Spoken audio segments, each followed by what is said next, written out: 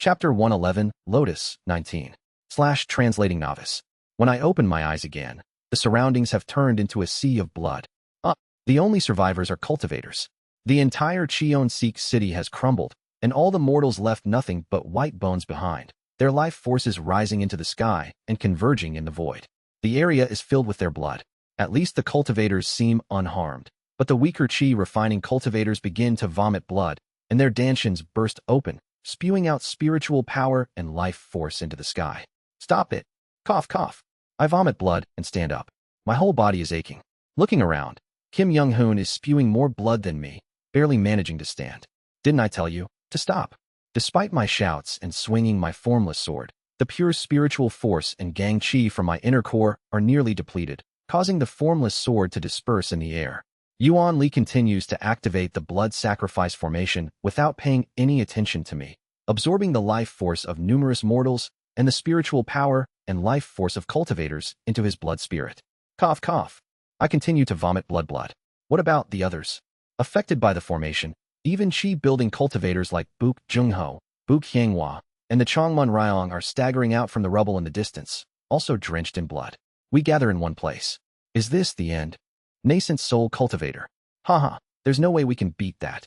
Buk Jungho and Chongmun Ryong look up at Yuan Li in the sky with a look of despair. I grit my teeth. If I risk my life, maybe it's possible. Severing mountain swordsmanship's final move. Foolish old man moves mountains. Maybe I can at least injure that nascent soul monster. All right, I'll risk my life too.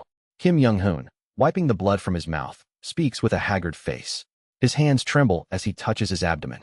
There are several holes in his stomach. It's impossible for him, who's not a chi-building cultivator, to survive such injuries. I'm already a dead man. I'll hit that damn guy at least once before I die. If Eun-hyun and I risk our lives, surely. Just then, suddenly, Kim Young-hoon locks eyes with Buk Hyangwa. Buk Hyangwa seemed to mutter something. It looked like telepathy. After hearing her telepathy, Kim Young-hoon looks surprised. What did she say? I try to read her lips, but the blood flowing from my head obscures my vision, and I fail to read properly. Kim Young-hoon shakes his head with a bitter expression, and Buk Hyangwa nods. What conversation? That's when it happens. Buk Hyangwa forms a hand seal. Whoosh! The bee puppet flies from the rubble towards us. Clank, clank. The bee puppet, damaged by the earlier impact, moves awkwardly. Frish! As she forms another seal, a protective formation unfolds around us. Judging by the soundproofing spell, it looks intended to prevent Yuan Li from overhearing our conversation.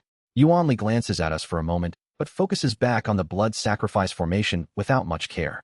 He probably thinks of our efforts as the last struggle of insects. Thanks to Senior Chongmun weakening the formation, this puppet can perform space teleportation once. My eyes widen. Miss Hyangwa, this is truly fortunate news. Hurry, get on it, and escape. Yes, she must have set the spatial coordinates for the bee puppet to the neighboring Yeondu city. If she goes to the neighboring city, it will be hard for Yuan Li to follow. Yeondu city, being relatively inside the domain of Byokra and next to the territory of the Gongmyo clan, is safe. However, upon hearing my words, Hyangwa looks around. Swoosh, swoosh. The power of the blood sacrifice formation grows stronger. Not only mortals, but also the dantians of middle and low-level chi refining cultivators burst, rising into the sky, and even peak chi refining cultivators are vomiting blood and dying. It seems we're the only ones who can possibly survive. But when I talked to Sir Young-hoon just now, he said his death is certain. So among us, only father, me, Senior Chongmun, and you dear can escape on the bee puppet. But looking at the puppet's condition, it will break after one teleportation. Then what? Hyangwa looks at Chongmun Ryong. Why don't Senior Chongmun go? However, Chongmun Ryong laughs bitterly and speaks. Forget it. I'm an old man who has lived enough, and there's not much life left anyway. Do you want me to live with nightmares of abandoning my friends for the rest of my life? I've done everything needed for the clan, so let one of the younger ones go instead of bothering this old man. Saying so, he steps out of Buk Hyangwa's protective formation, indicating he will no longer listen. Kagugugu. As if to resist until the end, he raises the thousand lustrous forest sea method, glaring at Yuan Li. Green spiritual energy blossoms around Chongmun Ryong, forming a formation diagram. I'll die here, but I won't die easily. Kagugugu. Chongmun Ryong's formation sprouts green trees in the form of spiritual energy which grow and intertwine, forming a giant tree to shield us from Yuan Li. Kim Young-hoon smiles, holding his broken saber, and steps out of the protective formation. I'm already dead. What more is there to say? I'm off. Tat it.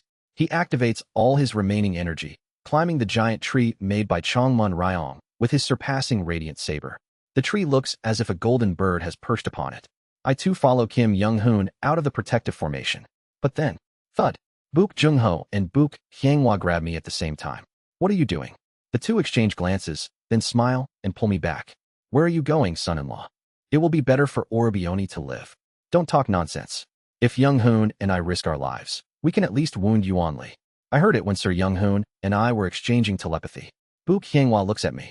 He said, even if you and Sir Young-hoon risk your lives, the chances of inflicting a significant wound on that old monster are slim. What does that matter? Shouldn't we at least avenge the people of Cheon-sik City? Then, son-in-law, Book Jung-ho speaks with a serious face. Shouldn't we, who have lived in Cheon-sik City much longer than you, be the ones to do so? This city holds memories of his wife from my father and my childhood with my mother. Even if I die today, I won't leave this place. Elder Book, please stop, Miss Hyang-hwa. Quiet. You seem out of strength anyway. Go ahead. I have no intention of fleeing from this place where I lived with my wife. As for my daughter, after glancing at Book Hyang-hwa, he looks at me and continues. She has decided to save you. Quack. Book Jung-ho's spell firmly grasps my body. I try to break his spell with my formless sword, but it's difficult to resist with my depleted strength. Virum, stay alive. The bee puppet grabs me, and I cough blood, looking at them. No, don't do this. Miss Hyang-hwa. I actually. Quack. Book Hyang-hwa comes close, hugs me, and places her mother's jade narigi in my pocket. Thank you for everything. And I've prepared a gift for you at the destination. Ah, whoa. I try with all my might to break Book Jung-ho's binding and switch places with Book Hyang-hwa. I can die. Even if I die, I re-dash. Then, Book Hyang-hwa forms a hand seal. Farewell, dear. Whoosh. The protective formation releases, and the bee puppet swiftly ascends into the sky. In the distance, Yuan Li is startled and forms a hand seal. Chongmun Ryong's giant tree and Kim Young-hoon's surpassing radiant saber are engulfed in the bloody tide.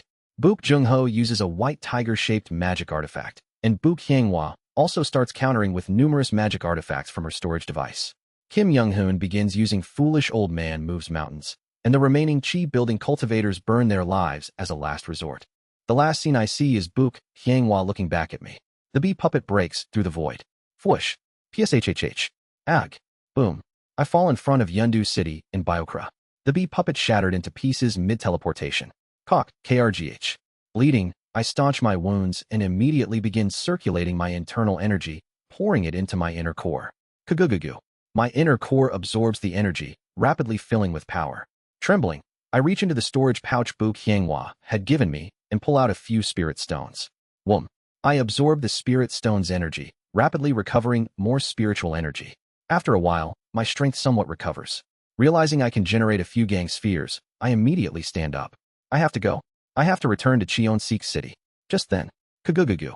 As I move, the sand rises, revealing a hidden formation. This is, in the center of the formation, something shines and rises up. It's a small wooden box. Remembering Book Hyang-hwa's gift, I quickly pocket the box and dash madly towards Cheon-sik City. Please, please. Yundu City quickly recedes behind me, and the scenery rushes by. I run forward frantically, frothing at my mouth. Please. How long have I been running? How much time has passed? The familiar smell of blood reaches my nose, and soon, Cheon-sik City comes into view again. The blood sacrifice formation that had enveloped the city is gone. Please. I rush towards Cheon-sik City. Squelch, squelch. Cheon-sik City is a sea of blood. Bodies are scattered everywhere, and I, trembling, begin searching through the city. Then, beyond the rubble of a collapsed building, I find the ones I am looking for. Ah. Kim Young-hoon's body is neatly laid out in 8 segments. Chongmun Ryong lays dead with bloodwood sprouting all over his body. Book Jung-ho is dead with his neck missing and a hole in his dantian. And Book Hyang-hwa. She's alive. In a dazed state, I scramble through the debris towards her. She's breathing, but her lower body is gone. From where her dantian used to be, everything below has completely vanished. Hyang-hwa. Half out of my mind, I rush to her. Just wait. I'll find your lower body. Babbling nonsense, I grab her hand. She's barely breathing, thanks to the little pure spiritual force left in her meridians. I press her acupoints to ease her pain and squeeze gang chi out of my body into hers. Why you can live. If we find your lower body. Then, she looks at me. My dantian was torn out. How can you speak of survival? Her voice is cold. Cultivator Co. Hyang-hwa, don't give up. I'll save you. Cultivator Co. She speaks coldly. Don't delude yourself. I'm dying now. Oddly, she seems more rational than ever, even in the face of death. Listen to my last wish. No, what last wish? You're not going to die. Cultivator CO, you are a foolish person. Yes? Regrettably, I plan to use your influence to raise my standing in the clan and avenge my mother against Elder Gongmyo Chonsik. I guess you thought we had real feelings. My father encouraged you, making you believe something was there. It was all prearranged with my father to lure you to me. It's liberating to confess now that I'm dying. From the moment I saw your power, I planned to seduce you into a political marriage. I thought you were just an exceptional chi-building cultivator, but to have core formation strength. I told my father, and immediately, tears well up in my eyes. Miss Hyangwa, why are you so cold? Why call our time together a lie? Why sound so cold yet? Your intent, is it really directed at me? Hyangwa's intent, even facing death, is not tinged with fear. Her intent is a clear pink, covering only me.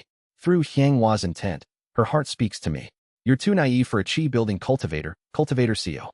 I don't want to be a burden to you in the future. Since you came, at least listen to my last wish. So please forgive me for speaking like this. Bury my father next to my mother's grave, and me under my workshop. If possible, gather the remains of Cheon-Seek City's people. I'm leaving now, but I wish you'd forget me and live a new life. You can take the remaining artifacts from my workshop. Think of it as compensation for gathering the remains. I wish I could have given you more. Anyway, sorry for using you. I didn't have feelings for you, but you were a great tool to keep the pests away.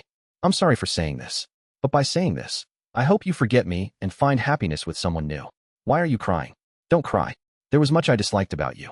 Couldn't even make artifacts. There was so much I wanted to do with you. Clumsy hands, poor mind, sometimes arrogant towards the weaker. As clumsy as you are warm, as simple-minded as you are gentle, as arrogant as you are caring. Oddly emotional for no reason. Stop your blubbering. I hate men who are unmanly. I'm sorry for leaving first. Don't cry. Now, I can't meet my mother. In front of my mother, I wanted to pledge myself to you. Her pink intent turns into a flower, enveloping me. Well, farewell. Cultivator CO. I wish to be with you again. CO Orbioni. Drip drop. I can't see through my tears. Her pink intent obscures my entire vision. Then, her intent begins to fade. Her body grows cold. As Hyangwa's intent scatters, her breathing ceases. Wiping my tears, I see her soul ascend to the heavens. I try to grab her, but my hands just pass through. Her soul flies into the void and disperses. I watch hollow-eyed. Around me, pink intent still swirls. Not Hyangwa's, but mine. Soon, my pink intent turns blood red. Like the blood flooding Cheon-Seek City, my intent turns red, filling the surroundings. Holding Hyangwa's lifeless hand, I speak with a trembling voice. Wait, just a moment. Drip drop. Somehow, the color of my tears are black. No, it's not the tears that are black. From my eyes, mouth, nose, ears, from the 7 orifices. No, from every pore of my body. Black curses from the Een Soul Ghost incantation seep out. The creator of the Een Soul Ghost incantation is said to have handled 108 curses simultaneously. Shihai. But the number of curses emanating from my body has already far surpassed 108. Whoosh. As I inhale, the curses crumble into spiritual energy and flow into my body. In an instant, my dantian is filled with spiritual power again. I convert the spiritual power into internal energy and store it in my inner core. SSSSS. A chilling cold spreads around me. I stand up. With my recovered internal energy, I summon the formless sword and clench it in my hand. I'll rip out his heart. With tears mixed with black curses streaming down my face, I turn and soar above Cheon-Seek City. Translator notes. When will our MC be able to walk the flowery path also? How did I cry twice when reading this and translating this CZZ? Chapter 112, Lotus, 20. / Translating Novice. I will kill him. I will kill that creature. Fiercely, savagely, I will shred his body into 10,000 pieces and kill him. Swoosh. As I fly through the air, kicking the void, swarms of black curses pour out around me like ants, leaving their mark. I follow his trail with the demon senses active. It isn't hard to track him down. The spiritual energy of the places he had passed through are all unstable and flickering, and the scent of blood is blatantly strong. Whoosh. I absorb the Een Soul Ghost incantations swirling around me. I turn them into spiritual power, converting that spiritual power into internal energy for my formless sword, and then accelerate the formless sword even further. Boom. The sound of breaking air rumbles, and the impact of me rushing through the void causes the surrounding sand to scatter and turn into a sandstorm. With bloodshot eyes, I run towards an area with a strong scent of blood. It's a desert tribe located south of Cheon-Seek City. This tribe too has turned into a sea of blood. Yuan Li is continuing his blood sacrifice, gradually regaining his nascent soul cultivation, and his speed is starting to increase. I won't be able to catch up at this rate. He is likely to keep getting faster. What should I do? As I ponder, a brown flying Dharma treasure zooms towards me. Boom. I blocked the Dharma treasure with my formless sword and glare at the person who shot it. You? Is it you? Are you the one who massacred this tribe under the Gongmyo clan? He looks to be an elder of the core formation stage of the Gongmyo clan. His face bloodshot, beholds the massacred tribe and shouts at me. You? Answer me. I swing my formless sword without a word. Kagugugu. Although weaker than when I was fully prepared for facing Yuan Li, am still a formidable core formation level force. The elder of the Gongmyo clan is startled by my power and withdraws his Dharma treasure, glaring at me. I look at him with empty eyes. If you saw what just happened, you would know. The energy of the blood sacrifice in this city and the energy of my strike are completely different. I am also chasing the monster responsible for this. This creature killed all my dear ones. But, there's no proof that you're not involved in this. Do you know how precious these resources are? Compensate immediately. Quong. I send another formless sword attack towards the annoying elder of the Gongmyo clan. A small valley forms right next to him. Noisy, shut up. Before I kill you. Swoosh. Every time I open my mouth, hundreds of curses gush out, filling my surroundings. The curse spells are countless, filling the area around me, appearing akin to black mist surrounding me. Ugh, how can I trust the words of a devilish cultivator like you who practices such devilish arts? This is not a devilish art. Cough, cough. Feeling a tightness in my chest, I cough, and more curses flood out of my mouth. It's a method of curse incantations that only realizes one's own pain to understand pain. Yes, a method that sacrifices no one, a method that doesn't need to sacrifice anyone. This is not a devilish art. I didn't sacrifice anyone. I scream, clutching my head. Hack, hack. Black curses continue to cascade every time my mouth opens. But why? Why are they taking them from me? Why? Why? Why? I cry, black tears mixed with curses, holding my head, emitting a black mist of curse spells from my whole body. Why? It's then that the elder of the Gongmyo clan, who has been watching me go mad, flinches. Flash. From far away, in the direction of Cheonseek City, a blue light flashes, and someone flies over. Who? Who killed Ryan? Who? Chongmun Yungjin, the head of the Chongmun clan. He seems to have rushed over in a hurry after hearing Chongmun Ryan's message, but it was already too late. His eyes meet mine amidst the black mist. You are? You. What is this about? Explain. The head of the Chongmun clan. Do you know him? A friend of Chongmun Ryan.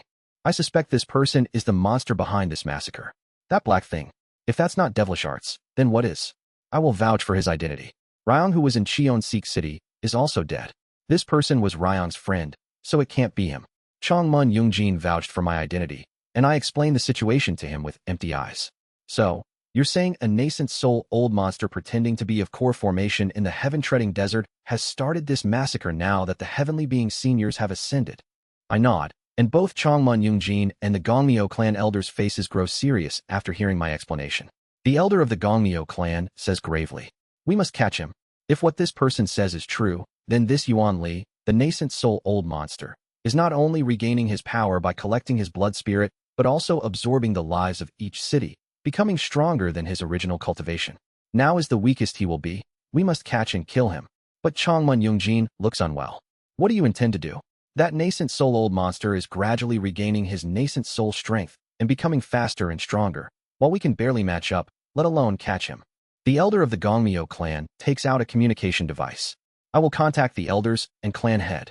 You too, contact the elders of the Chongmun clan and gather the core formation cultivators. If that Yuan Li went to the northern grasslands as well, the core formation cultivators of those tribes must be urgently chasing him by now. He declares, "We must immediately gather all the core formation cultivators of the continent and kill that nascent soul old monster." The two core formation cultivators sent messages to their clans. Do you have any idea how that Yuan Li, the nascent soul cultivator, might move? I shake my head. I can follow the traces, but his speed is increasing, widening the gap. Then, I remember the location of the castle where Yuan Li resided. I don't know where the old monster will go, but I know where he will return. What? Really? I recall the black castle I had seen and the corresponding location, and share this information with them. Yes, then let's inform the elders of the clan and the head of the Biok clan. The whole continent should know that a nascent soul old monster has started his rampage. They'll also send messages to the Jin clan of Yinghua and the Mokli clan. Shengzi will be informed by the clans of Yinghua and the Gongmyo clan will contact the lords of the eastern states beyond the heaven-treading desert. I don't know if the nascent soul old monster has already visited there, but at least we can warn them. The Chongmun clan will also get in contact with the chiefs of the northern grasslands. Chongmun Yungjin and the elder of the Gongmyo clan, with serious expressions, took out their communicators and made contacts. After a while, both nodded. With this, the whole continent should be informed. Let's go east to the coordinates this person has given, where the nascent soul old monster will return. After speaking, the elder of the Gongmyo clan flies towards the heaven-treading desert using the flying escape technique. Chongmun Yungjin looks at me. You should go back and take care of the remains of those who left. You were a friend of Ryong, and his remains too. Let's go together. I gaze at Chongmun Yungjin. I also have business with that creature. You don't understand, do you? With your skill, merely at the chi building stage. Boom. I swing my formless sword, showing my true strength. Chongmun Yungjin stares at me in surprise. I apologize for hiding my strength. I am of core formation prowess. Please let me take part in avenging Chongmun Rying. Understood. Chongmun Yungjin nods, and I fly with him to Yuan Li's castle. Whoosh. There's a formation here. Me, Chongmun Yungjin, and the elder of the Gongmyo clan observe the giant sandstorm in the middle of the heaven-treading desert. Seeing this formation, it's likely that within is the residence of the nascent soul old monster. I don't know much about formations. Both look a bit perplexed, and I silently step forward to start analyzing the formation. Do you know how to handle formations? It's fortunate indeed. After all, you did research formations with Ryong. Thinking of Chongmun Ryong, Chongmun Yungjin clenches his fists tightly. Days pass. Boom. In the middle of the heaven-treading desert. Here, core formation cultivators began to gather. Core formation cultivators from the northern grasslands, dressed in the attire of their tribes. Core formation cultivators from beyond the eastern direction of the heaven-treading desert, ruling as lords. The three clans of Biokra. Chongmun Yungjin, head of the Chongmun clan, and his 6 core formation elders. Head of the Gongmyo clan, Gongmyo Ryong, and his 6 core formation elders. Head of the Biok clan, Biok Cheonjiai, and his 5 core formation elders. The 2 clans of Yanghua. Head of the Mokli clan, Mokli Huangqion, and his 7 elders. Head of the Jin clan, Jin Yeowoon, and his 5 elders. The 7 clans of Shengzi. Head of the Jinlu clan, Jinlu Yunqion, and her 8 elders. Head of the Ha clan, Ha Ryan. Head of the Geo clan, Geo Bakwan. Head of the Jun clan, Jun Jiol. Head of the Yoljin clan, Yoljin Ri. Head of the Ori clan, Ori Cheon Ryong. Head of the John clan, John Chilsian. 49 core formation cultivators from the western 3 countries of the heaven-treading desert. 43 core formation cultivators from the northern grasslands of the heaven-treading desert. 54 core formation cultivators from the eastern states of the heaven-treading desert. And 3 rare core formation loose cultivators. Over 100 core formation cultivators densely surround the formation. One of the tribal chiefs from the northern grasslands shouts angrily. This is outrageous. We can't even count how many tribes that nascent soul old monster has massacred. Our Biokra as well. That nascent soul old monster has committed massacres in dozens of cities. We can't let such a devil roam free. He hid his cultivation waiting for the heavenly being seniors to ascend. Nobody knows what vile intentions that old monster harbors. We can't let that nascent soul old monster roam free. Many core formation cultivators outside the formation are seething with anger, and a few formation masters among them began to dismantle the sandstorm formation with my help. We must wait here for that old monster, ambush, and kill him. Among them, one of the 3 core formation hermits, an old man wearing a bamboo hat and gray robes, raises his voice angrily. He killed my great-grandson. I will kill him. I will grind his bones and eat his flesh. Just like me, those who have lost loved ones. That old monster massacred a tribe under the Gongmyo clan. How precious are the ores mined from that tribe. That nascent soul old monster must pay. Those who seek compensation. To massacre the bloodline of the grasslands. What a disgrace. I will tear his flesh and restore the honor of my fallen tribes. Those who sought honor. That creature completely destroyed our state city. Such a dangerous being cannot be left free. He must be eliminated quickly. Those who want to eradicate Yuan Li before he becomes stronger. Many opinions are exchanged, but the conclusion is one. Yuan Li, the Bloodwood practitioner. This murderous old monster must be killed. Boom. Thanks to the efforts of me and several core formation masters, the sandstorm formation disappeared, revealing the black castle inside. First, let's invade his headquarters and destroy any Dharma treasures or formations that might aid him. Yes, good. We need to be fully prepared to face the nascent soul old monster. Silently, I fly among the core formation cultivators towards the black castle. I approach Chongmun Yungjin and inform him regarding the ability of the castle. Chongmun Yungjin shouts to others. This castle is a kind of Dharma treasure. The nascent soul old monster can elevate his cultivation by 1 level inside it. If he recovers his early nascent soul cultivation, he can wield mid-nascent soul strength inside. If he recovers his mid-nascent soul cultivation, he can wield late nascent soul strength inside. We must pulverize this castle before the old monster returns. Chongmun Yungjin's words quickly gained trust and spread among those present. Numerous core formation cultivators took out their Dharma treasures from their storage devices and began to strike the Black Castle. However, a kind of barrier appeared over the Dharma treasure. The barrier blocked the attacks of the core formation cultivators and protected the castle from crumbling. Ugh, it seems difficult to penetrate this barrier without a nascent soul level attack. Then, the core formation cultivators quickly convened for a meeting. It's an ancient formation. Even if formation masters rush in, dismantling this ancient barrier is a remote possibility. There's no other way than to break it by force. What should we do then? Numerous discussions are exchanged, and we, on the heaven-treading desert, discuss strategies to confront Yuan Li with serious expressions. And a few days later, Kugugugugugu. From afar, beyond the horizon, a blood-red cloud rises. The faces of the more than 100 core formation cultivators darken. Early nascent. Peak. As Yuan Li approaches within the red blood cloud, the core formation cultivators grit their teeth. Yuan Li's momentum is much stronger than when I had faced him, and his malice is beyond description. Haha, the bugs are quick with rumors. Have you come thinking you could handle me? Kugugugugu. Yuan Li, enveloped by the blood cloud, looked around the audience and spoke calmly. Even if it's you, do you think you can defeat so many core formation cultivators? Chongmun Yungjin shouts, stepping forward and glaring at Yuan Li. Kugugugugu. Yuan Li, amidst the blood cloud, looks down at us calmly and speaks. Just because there are many fireflies, does it compare to the light of the sun? The killing intent of many core formation cultivators are directed at Yuan Li, who has regained the strength of the peak early stage of nascent soul. Come at me, insects. Then, am the first to step forward, drawing my formless sword. I have fully recovered my spiritual power and internal energy over the past few days. Definitely. This time for sure. I will kill this monster. Translator notes. Well, prepare yourselves, everyone. On that note, Sir Changho turned out to be a title instead of a name. The author didn't give the Hanja/Chinese characters so what it means exactly, but could be blue tiger person if translated literally. I made the mistake in my misunderstood bias cause my friend's name is also Changho. The guy's real name appears later in this arc, so you'll find out anyway, but it's going to be a pain in the having to make all the changes. The author barely uses his real name anyway. Chapter 113. What you trampled on / the path you have tread 1 / translating novice. 3 days before Yuan Li's arrival. I will kill him. Chongmun Yungjin sighed softly as he looked at me. As the core formation cultivator who first discovered the Yuan Li massacre, Chongmun Yungjin was given temporary command of this Yuan Li hunting group. He looked at me with a dark expression and said, I too want to tear that person to shreds. But we need a plan. Right now, although about 150 core formation cultivators have gathered, we've had little time to meet and discuss. To face that old monster, we need more time. I fully understand that some of the core formation cultivators, including you, are blinded by rage. However, now is the time to unite our strength. Being uncooperative will only hinder us. My goal is to kill him. If the plan devised by the formation masters succeeds, we can be free from the terror caused by Yuan Li for a considerable amount of time. It would be even better if Yuan Li reaches the end of his lifespan during this period. Clench. I ground my teeth and tears of black curses streamed down. Are you saying? I can't kill him with my own hands. Chongmun Yungjin sighed deeply. Why wouldn't I want to tear him into thousands of pieces?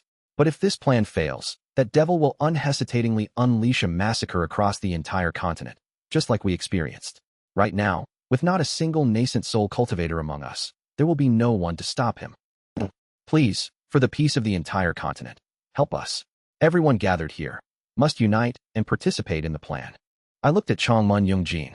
His intent was also tainted with pain. Please lend your strength. The head of the Gongmyo clan has even brought out the secret techniques of his clan. At his request, I clenched my teeth. Then, I will set a condition. What is it? I will cooperate with the plan and follow the lead of the clan head, but if an opportunity arises, I will do my utmost to kill Yuan Li. That's my condition. Understood. That's only natural. Not just you. Practically everyone here intends to do the same. Chongmun Yungjin nodded, confirmed my participation in the plan, and then went to persuade the elderly man in mourning clothes, who had been shouting loudly about killing Yuan Li. I watched Chongmun Yungjin for a moment. Then then looked again at the plan devised by the numerous core formation cultivators and formation masters. Will it succeed? The chances of success are high. If their plan works, the world will be peaceful for hundreds of years. I felt peace for hundreds of years even in my previous life after the heaven-treading desert massacre. If it succeeds, does my revenge get pushed back? Is that the right thing to do? At this moment, can I endure not tearing his flesh apart? I'll do my best. At an opportune moment, without the need for such a complex plan by the core formation cultivators, I will kill Yuan Li. And so, 3 days later, Yuan Li began to appear beyond the horizon. I tightly grasped the formless sword, recalling the conversation I had with Changmun Yungjin a few days ago. I will kill him right here, leaving no reason for the plan. I exert all my strength from the start. Maintaining the stance of endless mountains beyond mountains, I directly connect the meridians made of energy to the formless sword. I am putting my life on the line. Quang. The formless sword, faster than anyone else's attack, shoots out and collides with Yuan Li. However, my formless sword is blocked by just the blood clouds surrounding Yuan Li. Chiak, chiak, chiak, chiak, chiak. Other core formation cultivators line up behind me, each casting their spells and Dharma treasures. Dharma treasures corresponding to water, fire, wind, and lightning pierce through Yuan Li's blood clouds. Die, you evil ghost. The old man in mourning clothes, who had lost his grandson to Yuan Li, spews a purple wheel-shaped Dharma treasure from his mouth. Through the openings in the blood clouds created by the other cultivators, the old man and other core formation cultivators launch their Dharma treasures. Quang quang quang. Bright explosions flash, and Yuan Li grins eerily. Screech. Beyond the explosions, a curtain of red light flares. Suddenly, he takes out 4 red pagodas and spreads a barrier around himself. It's become tougher. When I last fought with Yuan Li, who was then only at core formation, the barrier would have wavered after a few strikes, probably due to absorbing only core formation spiritual power. But now, even after the bombardment of Dharma treasures by me and other core formation cultivators, the barrier, imbued with nascent soul spiritual power, remains unshaken. Tisk, TSK, all this noise is quite bothersome. Yuan Li sneers and raises his hand. Block it. The old monster is using his power. Attack with all you've got. Almost 100 core formation cultivators simultaneously pour out their strongest Dharma treasures and spells.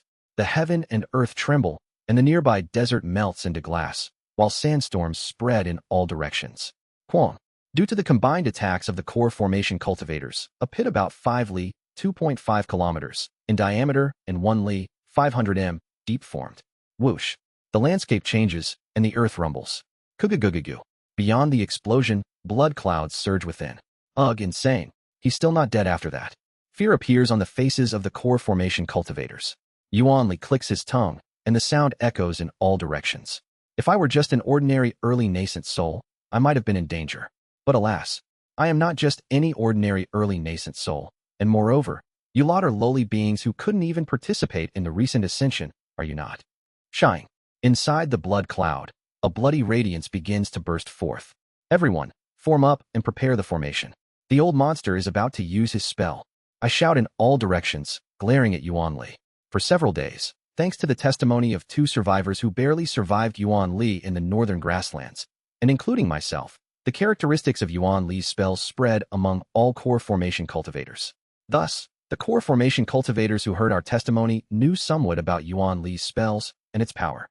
Everyone this way. Changmun Yungjin and Gongmyo Rang shout loudly, standing side by side.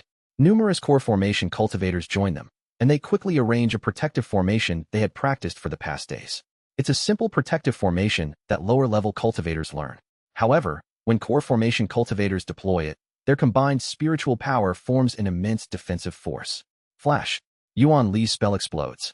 Bloody radiance swirls in all directions, and the 4 corners of the world seem to be engulfed in blood. Crackle sizzle. The protective formation looks like it will break at any moment, but the formation constructed by over 100 core formation cultivators did not easily shatter. SHHHH.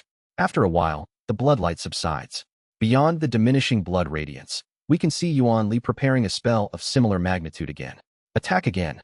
Don't give him any openings. Around 140 core formation cultivators divided into 5 groups, attacking Yuan Li from all sides and the sky. I swing my formless sword wildly, never taking my eyes off Yuan Li's face. Multicolored Dharma treasures and spells bombard the barrier around Yuan Li. And then, Yuan Li completes his spell again. Blood, tree C. Cherararak. Yuan Li absorbs the blood clouds around him. Then, Yuan Li takes out a staff. The wooden staff with the red crystal skull embedded in it. Small branches, like baby fingers, densely grow on the staff and emit a deep red glow. Cherararak. The small branches on the staff grow wildly in all directions. Boom. Evade. Don't touch it. No, don't go there. The branches engulf the surroundings, forming a bloody forest around Yuan Li in the desert. Some core formation cultivators fail to evade Yuan Li's attack and are trapped in his tree sea, quickly turning into shriveled husks as all their vital force, qi, and blood are drained. Yuan Li, at the center of the tree sea, looks to have recovered the energy he had just spent after devouring several core formation cultivators. Damn, such a monster. But you can't take us all down. Charak, Charak, Charak. 7 scrolls float around Yuan Li. Release. As he forms a spell, the demon souls painted in blood on the scrolls are released. However, unlike when they fought me before, the demon souls do not split to face different opponents, but start to merge in the air. Kugugugugu. As one demon soul overlaps with another, their power increases dramatically. King, King, King. The demon souls, initially at the core formation level, gradually surpass the peak of core formation mid-stage, reaching late stage and even the level of core formation grand perfection. And then, King, King, King. When the 7 demon souls completely merge, they form a shape that is neither beast nor human, but a bizarre aberration. The power emanating from the bizarre soul reaches the level of the nascent soul. Although the energy felt from the demon soul indicated it is not a true nascent soul, and using more than 7 or 8 spells would exhaust its energy, the important thing is that another nascent soul level force has appeared right beside Yuan Li. Kiaya. But that isn't the end. When Yuan Li opens his storage device, ghostly wails resound, and the blood water I had seen before surges out, transforming into 2 ghost kings wielding scythes. Then, the ghost kings enter the blood clouds surrounding Yuan Li, merging with it completely. Kugugugugu. Yuan Li's blood clouds conglomerate, forming the shapes of the 2 ghost kings. Insane. Not even a normal nascent soul cultivator. The newly strengthened ghost kings, each slightly less powerful than an early nascent soul, combine to have enough strength to match the early nascent soul stage. So, will you continue to try, you bugs? Just then, don't give up, everyone. It's Gongmyo Ryong, the head of the Gongmyo clan. Despite her pale complexion, Gongmyo Ryong, a beautiful woman in a brown robe, takes out numerous Dharma treasures and shouts. We all knew we couldn't face a nascent soul cultivator anyway. Stick to the original plan and push him back. Yes, that's right. If we just follow the plan, right? We can definitely handle this. Oh, the core formation cultivators, valuing their own lives, were cautious and did not directly confront Yuan Li. During the days leading up to Yuan Li's arrival, they had already prepared a strategy to face him, and they are all moving according to that plan. Of course, a few of us, including me, are trying to seize any opportunity to kill Yuan Li, regardless of the plan. I'll kill him. No need for the plan. Isn't it just a compromise offered by those afraid to confront Yuan Li directly? He can be killed. If only a chance appears. Quang Quang. Arg. Monster. Pushed back by the combined forces of the bizarre soul and the ghost kings, the core formation cultivators are being overwhelmed. Yet, even in the midst of this, they madly charge at Yuan Li, pushing him back. Die, you old monster. Alongside the old man wearing mourning clothes, I furiously attack Yuan Li. FSSHD, FSSSSHD. Our attacks gradually crack the protective pagoda barrier surrounding Yuan Li. Die? Perish. Vanish. The old man in mourning clothes weeps tears of blood as he pours out spells, and I too, shedding tears of black, mix curses with my formless sword, striking down the barrier. Including me and the old man. 1 or 2 other core formation cultivators who have lost relatives to Yuan Li and crazed with the intent to kill join the attack on the barrier.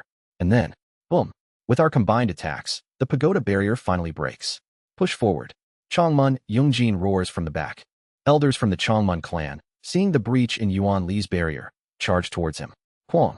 3 elders from the Chongmun clan cling to Yuan Li, pushing him to one spot. You insects, how dare you touch me? Schwack. Above Yuan Li, 3 translucent blood-red banners appear. Boom. However, my formless sword sweeps away the 5 elements blood curse banners. Along with the Chongmun elders, some core formation cultivators charge at Yuan Li while others press him with Dharma treasures and spells. These bugs, realizing the direction he's being pushed towards, Yuan Li looks at us and speaks. What scheme is this? Die. I'll rip your head off. The old man in mourning clothes and I hurl our formless sword and wheel-shaped Dharma treasure at Yuan Li. Then, Yuan Li opens his mouth. Schwack. 17 bone dagger Dharma treasures sprung from his mouth. Churring. The daggers emit a strange sound, scattering blood-red energy in all directions. Wait! Everyone scatter! Chongmun Yungjin's voice echoes, and the elders of the Chongmun clan hastily retreat. However, some core formation cultivators who are too slow to react fail to dodge Yuan Li's Dharma treasures. Shuyak. A blood-red cleaving force extends in all directions. Those who are close to Yuan Li are instantly torn to shreds, and their vital force, qi, and blood are devoured by the blood clouds surrounding him. For a moment, screams resound from within the blood clouds, but they quickly fade away. Yuan Li, who then absorbs the surrounding blood clouds, begins to regain his energy. It's tiresome dealing with such a large swarm of insects. Had I reached the mid-stage of nascent soul, none of you would have stood a chance and would have become mere fodder for me. He's recovering. Stop him. The first to rush towards Yuan Li are the old man in mourning clothes and I. Die! Die! We shout in unison, pouring our attacks onto Yuan Li. Shuyak. The dagger Dharma treasures slash widely, targeting us. However, the old man in mourning robes uses a mysterious technique to block the slashes, and I cover my whole body with the formless sword to fend them off. Quang. The old man and I charge at Yuan Li, pushing him back with almost body-slamming force. Chongmun Yungjin's voice grows louder from behind. We're almost there. Formation masters, get ready. Boom. In the space between the old man and me, Chongmun Yungjin crashes in with his heavy body, emanating a blue dull glow. You insects. And finally, the plan devised by the core formation cultivators to confront Yuan Li activates. Boom. Chongmun Yungjin, exerting his strength, strikes Yuan Li. Yuan Li's body is sucked into the inner barrier of the Black Castle in the eastern region. Indeed, the master is not hindered by its barriers. Chongmun Yungjin sneers at Yuan Li. I bite my lip, glaring at him, then gather my spiritual power and form a seal. Together with other formation masters, we channel our spiritual power into the barrier. I couldn't kill him. Crack. A fever radiates from the top of my head. But Chongmun Yungjin's words echo in my mind. Why wouldn't I want to tear him into thousands of pieces? But if this plan fails, that devil will unhesitatingly unleash a massacre across the entire continent, just like we experienced. Right now, with not a single nascent soul cultivator among us, there will be no one to stop him. Please, for the peace of the entire continent, help us. Everyone gathered here must unite and participate in the plan. Crack. I grit my teeth and, together with other formation masters, contribute my spiritual power to the barrier above the formation. No choice this time. But I will. Next time, I will pluck your head and take it away to avenge their souls. Tears mixed with curses stream down as I, along with other formation masters, deploy the sealing formation using the barrier of the Black Castle. Seal. Kugugugugu. Above Yuan Li's location, multicolored rays of light swirl, turning into a prison that traps him. Kugugugugu. As the formation masters deploy the sealing formation, other cultivators move the dragon veins around with their unique techniques. Yang Heaven. The head of the Jin clan, Jin Yiwun, and his elders channel the Yang attribute dragon veins into the formation. Yin Deity. The head of the Mokli clan, Mokli Huangqion, and his elders bring in the Yin attribute dragon veins. Yin and Yang are attached to the formation, and the heads of each clan add the dragon veins corresponding to Dui, Li, Zhan, Sun, Kan, and Jin, completing the 8 trigrams. The head of the Gongmyo clan, Gongmyo Ryong, and 3 core formation lords from the eastern states form seals above the sealing formation, completing it. 8 trigrams spirit-absorbing sealing formation. Seal. Flash. Kugugugugu. The dragon veins flowing through the heaven-treading desert connect to the formation, completing it. And then, Quang Quang. Inside the formation, blood-red flashes appear as the formation trembles violently. It's useless. The 8 trigrams spirit-absorbing sealing formation, passed down in the Gongmyo clan, can imprison even a nascent soul cultivator if properly deployed. Moreover, the formation masters spent days researching the peculiar barrier in your castle, enhancing the formation with its characteristics. Unless you reach the heavenly being stage, no, even before the mid-stage of heavenly being, you absolutely cannot escape this formation. Boom. With Gongmyo Ryong's words, the echoing reverberations from within ceases. Then, Yuan Li's voice resounds. A splendid sealing formation. It seems I won't be able to easily escape. You old monster, I don't know how much life you have left, but you'll probably spend the rest of it trapped in there until you die of old age. Gongmyo Ryong's confident words are met with silence from inside the formation, which is soon followed by booming laughter. Ha ha ha, how amusing. Remember this, you will regret it when I break free from this seal. Gongmyo Ryong seems flustered by his confident words, but chuckles and looks down at the formation. Old monster, you brag too much. Do you think this formation is so easy to break? Have you lived all these years in vain? TSK Tisk, I'm not so unwise, young one. Think about it. If you are core formation cultivators, read the celestial energy. Read the constellations and see what kind of place this is. What? Confused, Gongmyo Ryong looks down at the ceiling formation. Kakik, do you not understand? Here's a hint. Where did the last Liberation Palace appear? What? At his words, one of the lords of the eastern states looks up at the sky with wide eyes. Although it's broad daylight, core formation cultivators have enhanced abilities to read celestial energy, allowing them to interpret constellations even during the day. Wait. Considering these coordinates and the location of the last Liberation Palace, calculating the next position. Suddenly, fear flashes in the Lord's eyes. It's here. The Liberation Palace will appear near this place. At these words, one of the chiefs from the northern grasslands widen their eyes in shock. The Serving Command Palace. This place is where the next Serving Command Palace will appear. What? The Serving Command Palace will appear? Yes, it will. If you consider the pattern of the Liberation Palace and its previous appearance, it will appear near here. In 200 years, this seal will be useless. Hearing this, the core formation cultivators all stare at the ceiling formation with fear-stricken eyes. Ha ha ha, foolish insects. Did you not consider Serving Command Palace? I will be freed in 200 years. Until then, I will collect my blood spirits and use my stored resources, raising my cultivation to the late stage of nascent soul. Prepare yourselves to fight a late-stage nascent soul cultivator in 200 years. This is madness. How stupid. Why didn't we think of the Serving Command Palace? Who could have calculated such a thing? The last appearance of the Serving Command Palace was 200 years ago, and its appearance here was thousands of years ago. What fools we are. Now, because of the Liberation Palace, this devil will be released. The core formation cultivators from various factions raise their voices in anger, and I, along with 2 other hermit cultivators, look around stupidly. It seems we, who don't belong to any faction, lacked information. The old man in mourning clothes, who tried to kill Yuan Li with me, shouts. What are you saying? What is this Liberation Palace, and what's with the Serving Command Palace? I know roughly what the Serving Command Palace is, but why would the seal be broken if the Serving Command Palace appears near here? At the old man's question, Gongmyo Ryong bites her lip and explains. You probably didn't have the opportunity to access such information, being a loose cultivator. Serving Command Palace is also known as Liberation Palace. It symbolizes liberation, and when the Serving Command Palace appears, the heaven and earth energy in that area resonates with the symbol of liberation, releasing what is trapped. What? The Serving Command Palace has such power. I also paw close attention to her words. Is this the reason Yuan Li caused a massacre and appeared 200 years later? Gongmyo Ryong continues her explanation. Among high-level cultivators, there's a rumor that Serving Command Palace was originally created to liberate something sleeping somewhere in this world. Whether it's an immortal treasure, a mythological lineage, or the soul of an ancient being, no one knows. Whatever the purpose of Serving Command Palace might be, I don't care. What are you trying to say? It's not what I'm thinking, is it? Fellow cultivator, your thoughts are probably correct. Simply put, if there's a seal where the Serving Command Palace appears, that seal will resonate with the energy of liberation from the Serving Command Palace, completely breaking down or significantly weakening. That means, Chongmun Yungjin, finishing the old man, speaks seriously.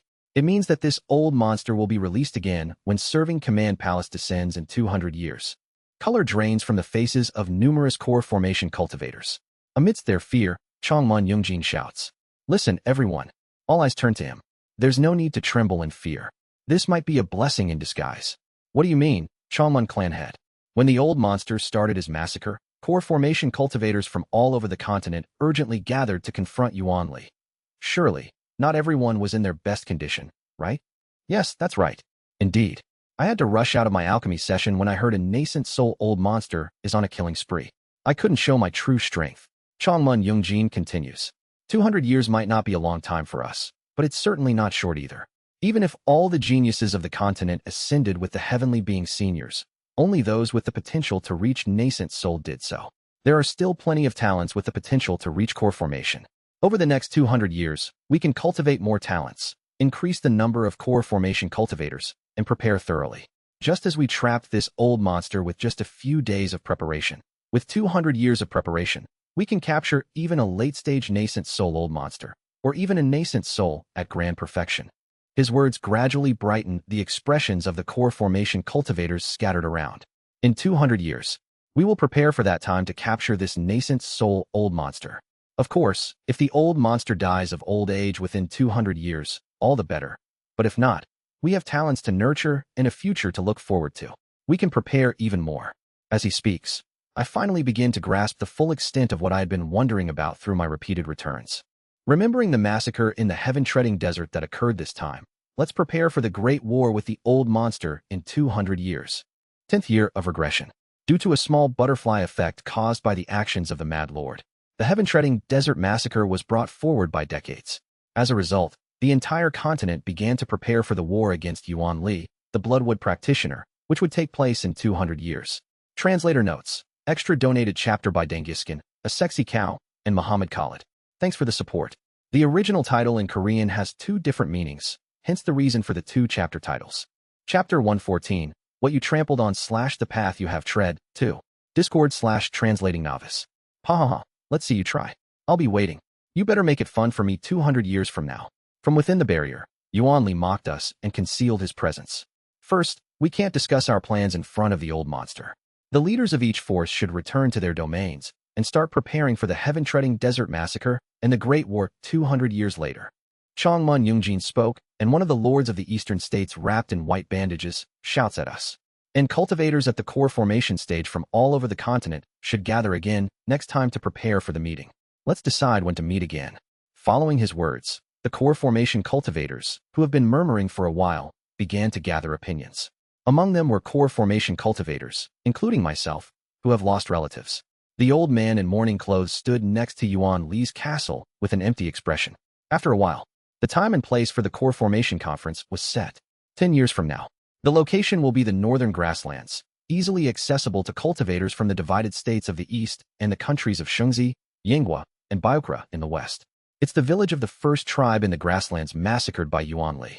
Invitations for the meeting were given to the heads of each clan, and 3 of us core formation loose cultivators without a faction received invitations as well. Thus, the core formation cultivators, having received the time, place, and invitations, began to return to their original domains using the flying escape technique. 2 tribal chiefs from the northern grasslands who lost relatives in the heaven-treading desert massacre. Chongmun Yungjin, who lost Chongmun Rao.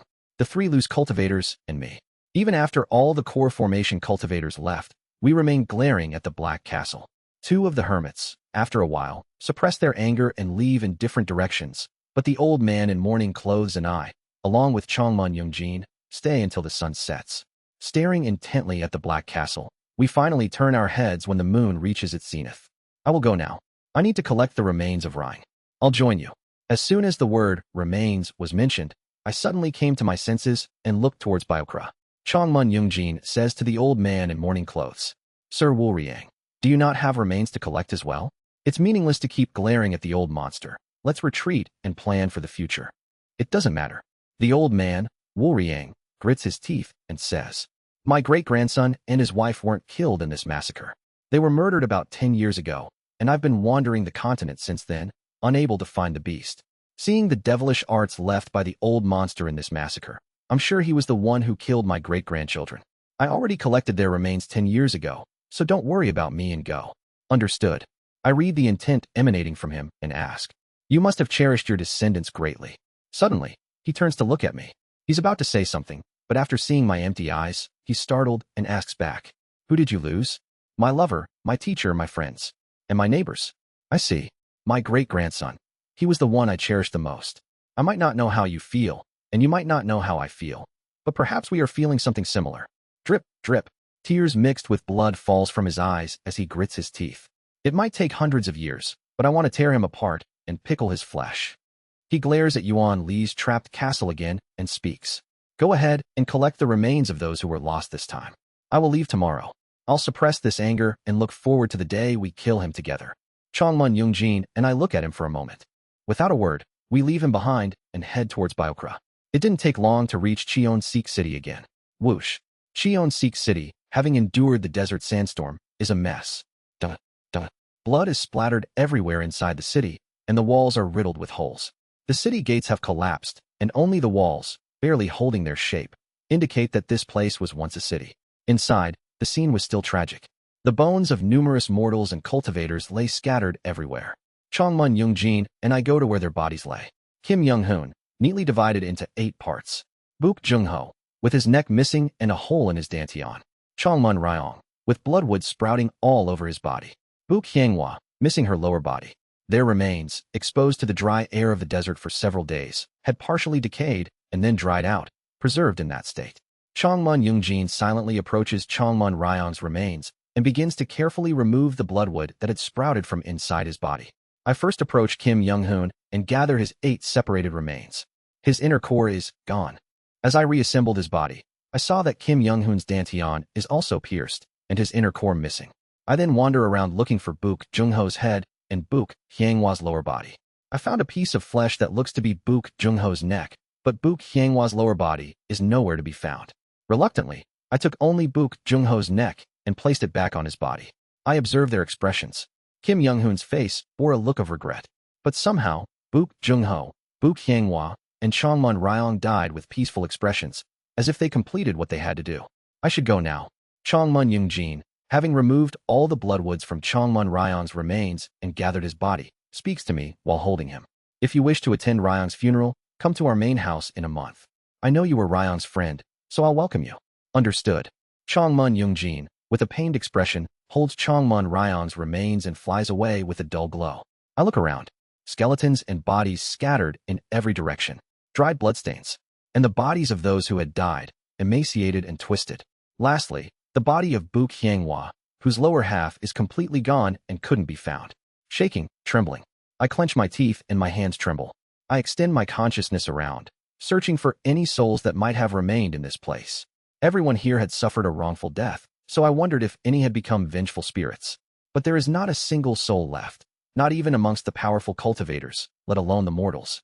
There had to be resentment, but perhaps, gazing at the blazing sun in the sky, I wonder if the intense yang energy of Cheonseek City, situated right next to the desert, had caused any remaining souls to ascend forcibly under the sunlight. For a long time, I stand dumbfoundedly in front of Book Hyangwa's body. Reality still feels somewhat unreal. I wish someone would tell me this is all just a terrible nightmare. Standing there stupidly, I slowly look at Book Hyangwa's face. Her face, dried up and twisted in death, is reflected in my eyes. And then, finally, reality strikes. This is reality. I am standing in this horrific hell. I collapse to my knees, crawling towards her half-remaining body. Trembling. Slowly, very slowly, I reach out to her body, carefully lifting her so as to not damage her any further, and embrace her. Her body is light, lighter than a feather, having lost her lower body and dried out over several days. Tightly, I hug her remaining body, supporting the back of her head with one hand, and pressing my forehead against hers. Our foreheads touch. Even a third-rate romance novel wouldn't be this absurd. We couldn't even confess our love for each other. Everything shattered right before that confession, like a contrived plot twist written by a third-rate author for forced melodrama. Everything felt forced and contrived. Fate, what are you saying to me? Why do you keep taking things away from me? Why me? Why? Huog. I move away from Book Hyangwa's body and pound my chest. Cock kirk. Bang. Bang. As I pound my chest, curses in the form of black scripts burst forth from my mouth. Tick-tock. Hisses. I wonder how many there are. I count the curses rising around me. Approximately 3,000, far surpassing the level of the founder who dealt with 108. Every martial art carries the intent of its creator, and understanding this intent is to reach the pinnacle of that martial art. This intent is not limited to martial arts, but also exists in cultivation methods. I finally realized the intent behind the Een Soul Ghost incantation, the realization imprinted by its creator. Human fate is suffering. Human life is a curse. This world is made of pain. I grit my teeth. A waterfall of emotions pour out. First comes anger and pain, then despair and sorrow, followed by guilt and shame, and self-loathing for myself. I'm sorry, kids. I think of my disciples trapped because of my stubbornness, foolishness, and weakness. The anger instilled in them was partly their own, but also amplified by the cursed souls of their relatives planted by the Jin clan. That's why I wanted to stop them. Back then, I was powerless, foolish, and couldn't do anything. That stupid stubbornness was all I could do. I didn't want to see my disciples die miserably. But now, I realize how stupid and stubborn my actions were. I'm sorry. Perhaps, for some people, there are times when they must move for revenge, even if it means a miserable death. I stopped you, and yet, now I'm about to make the same choice as you. I feel pathetic. I always have been. Every time I died, every time the cycle reversed, I was always pathetic and in pain. It isn't just about losing a loved one.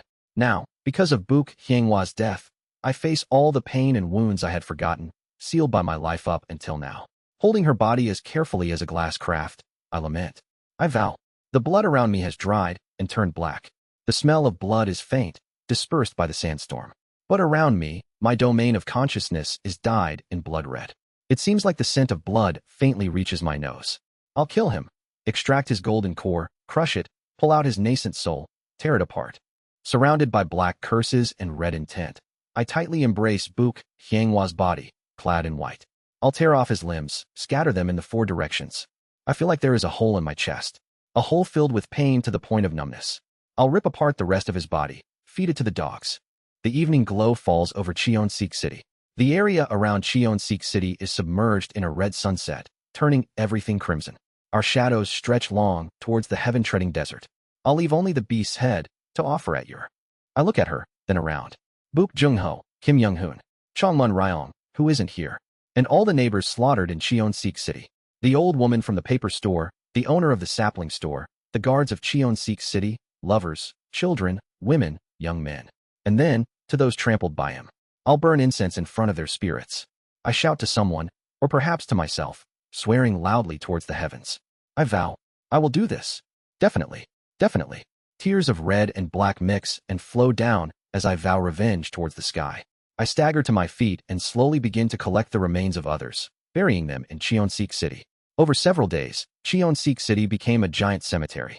Following Buk Hienghua's will, I buried Buk Jungho next to his wife Yun's grave and buried Buk Hienghua's upper body under her workshop. Then, I entered Buk Hienghua's workshop and started making glass crafts. Despite my mediocre refining skills, I didn't make starfish-like dolls or flowers. I made what I am best at, what I am most confident in making. Glass crafts shaped like swords. I melted the desert sand and made glass flying swords, one by one. I planted these glass swords as burial items in front of the graves of the people of Cheonseek City.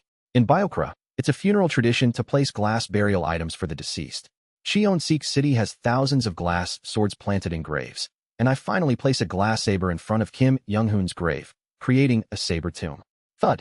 Tomorrow is Chongmun Ryong's funeral at the Chongmun clan. Before heading to the funeral, I sit in front of Buk Hienghua's grave. I haven't yet offered a glass craft to her, even though thousands of glass swords are already behind me. Perhaps I still don't want to admit that she is dead. Yes, later. I'll make the burial gift for her after offering Yuan Li's head to the souls of the people and place it on her grave.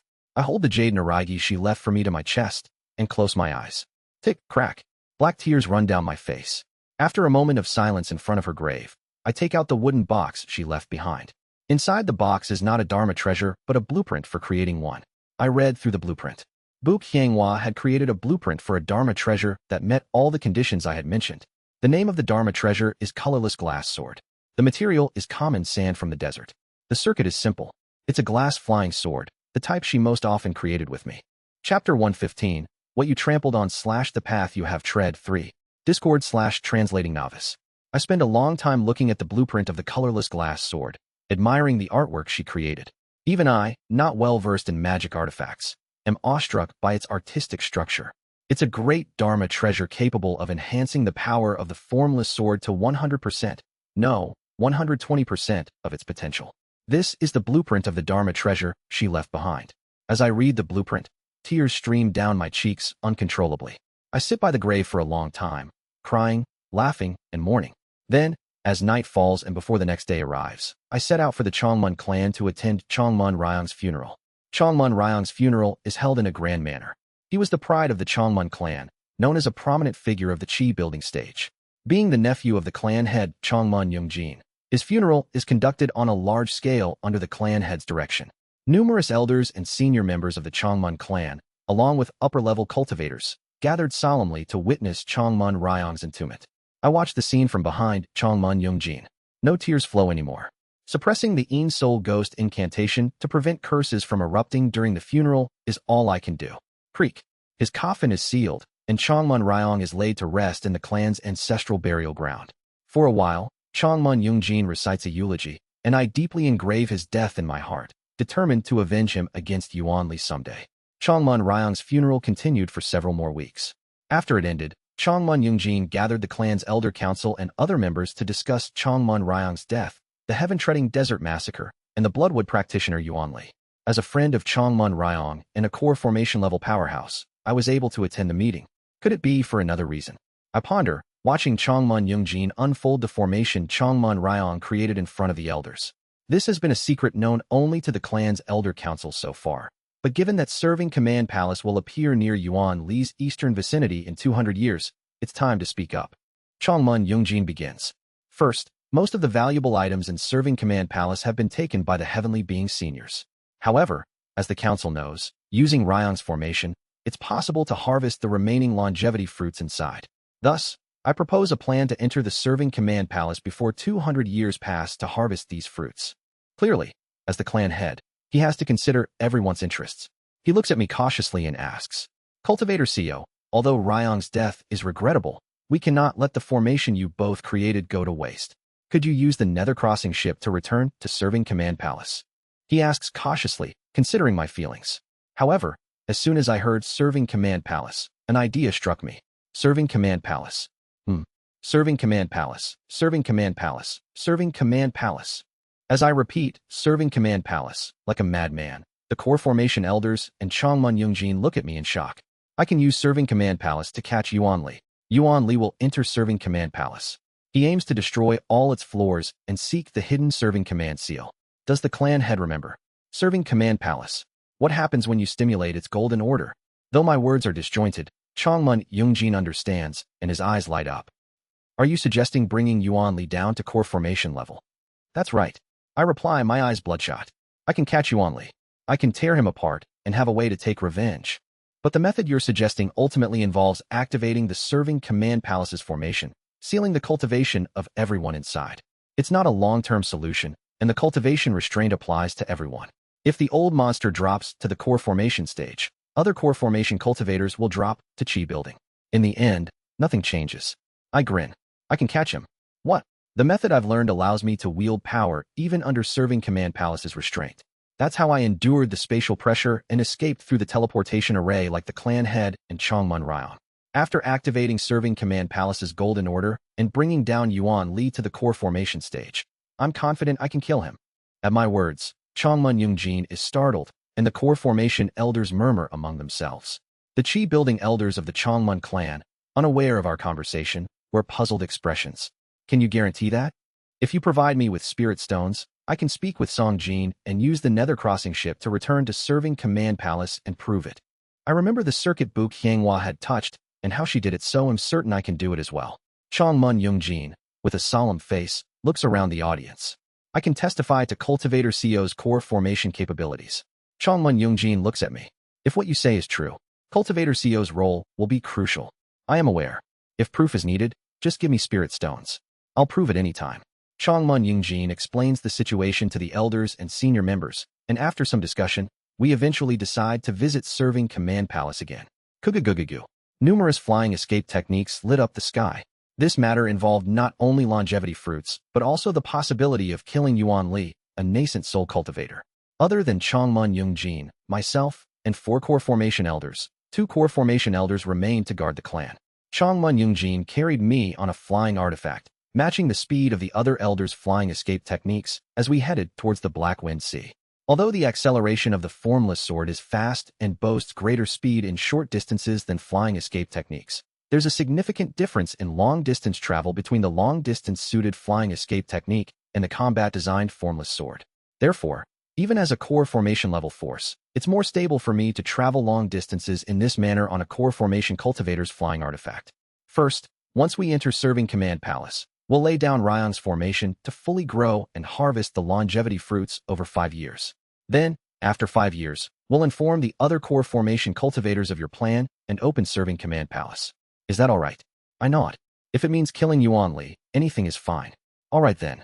Although the Chongmun clan will monopolize the longevity fruits, it doesn't matter.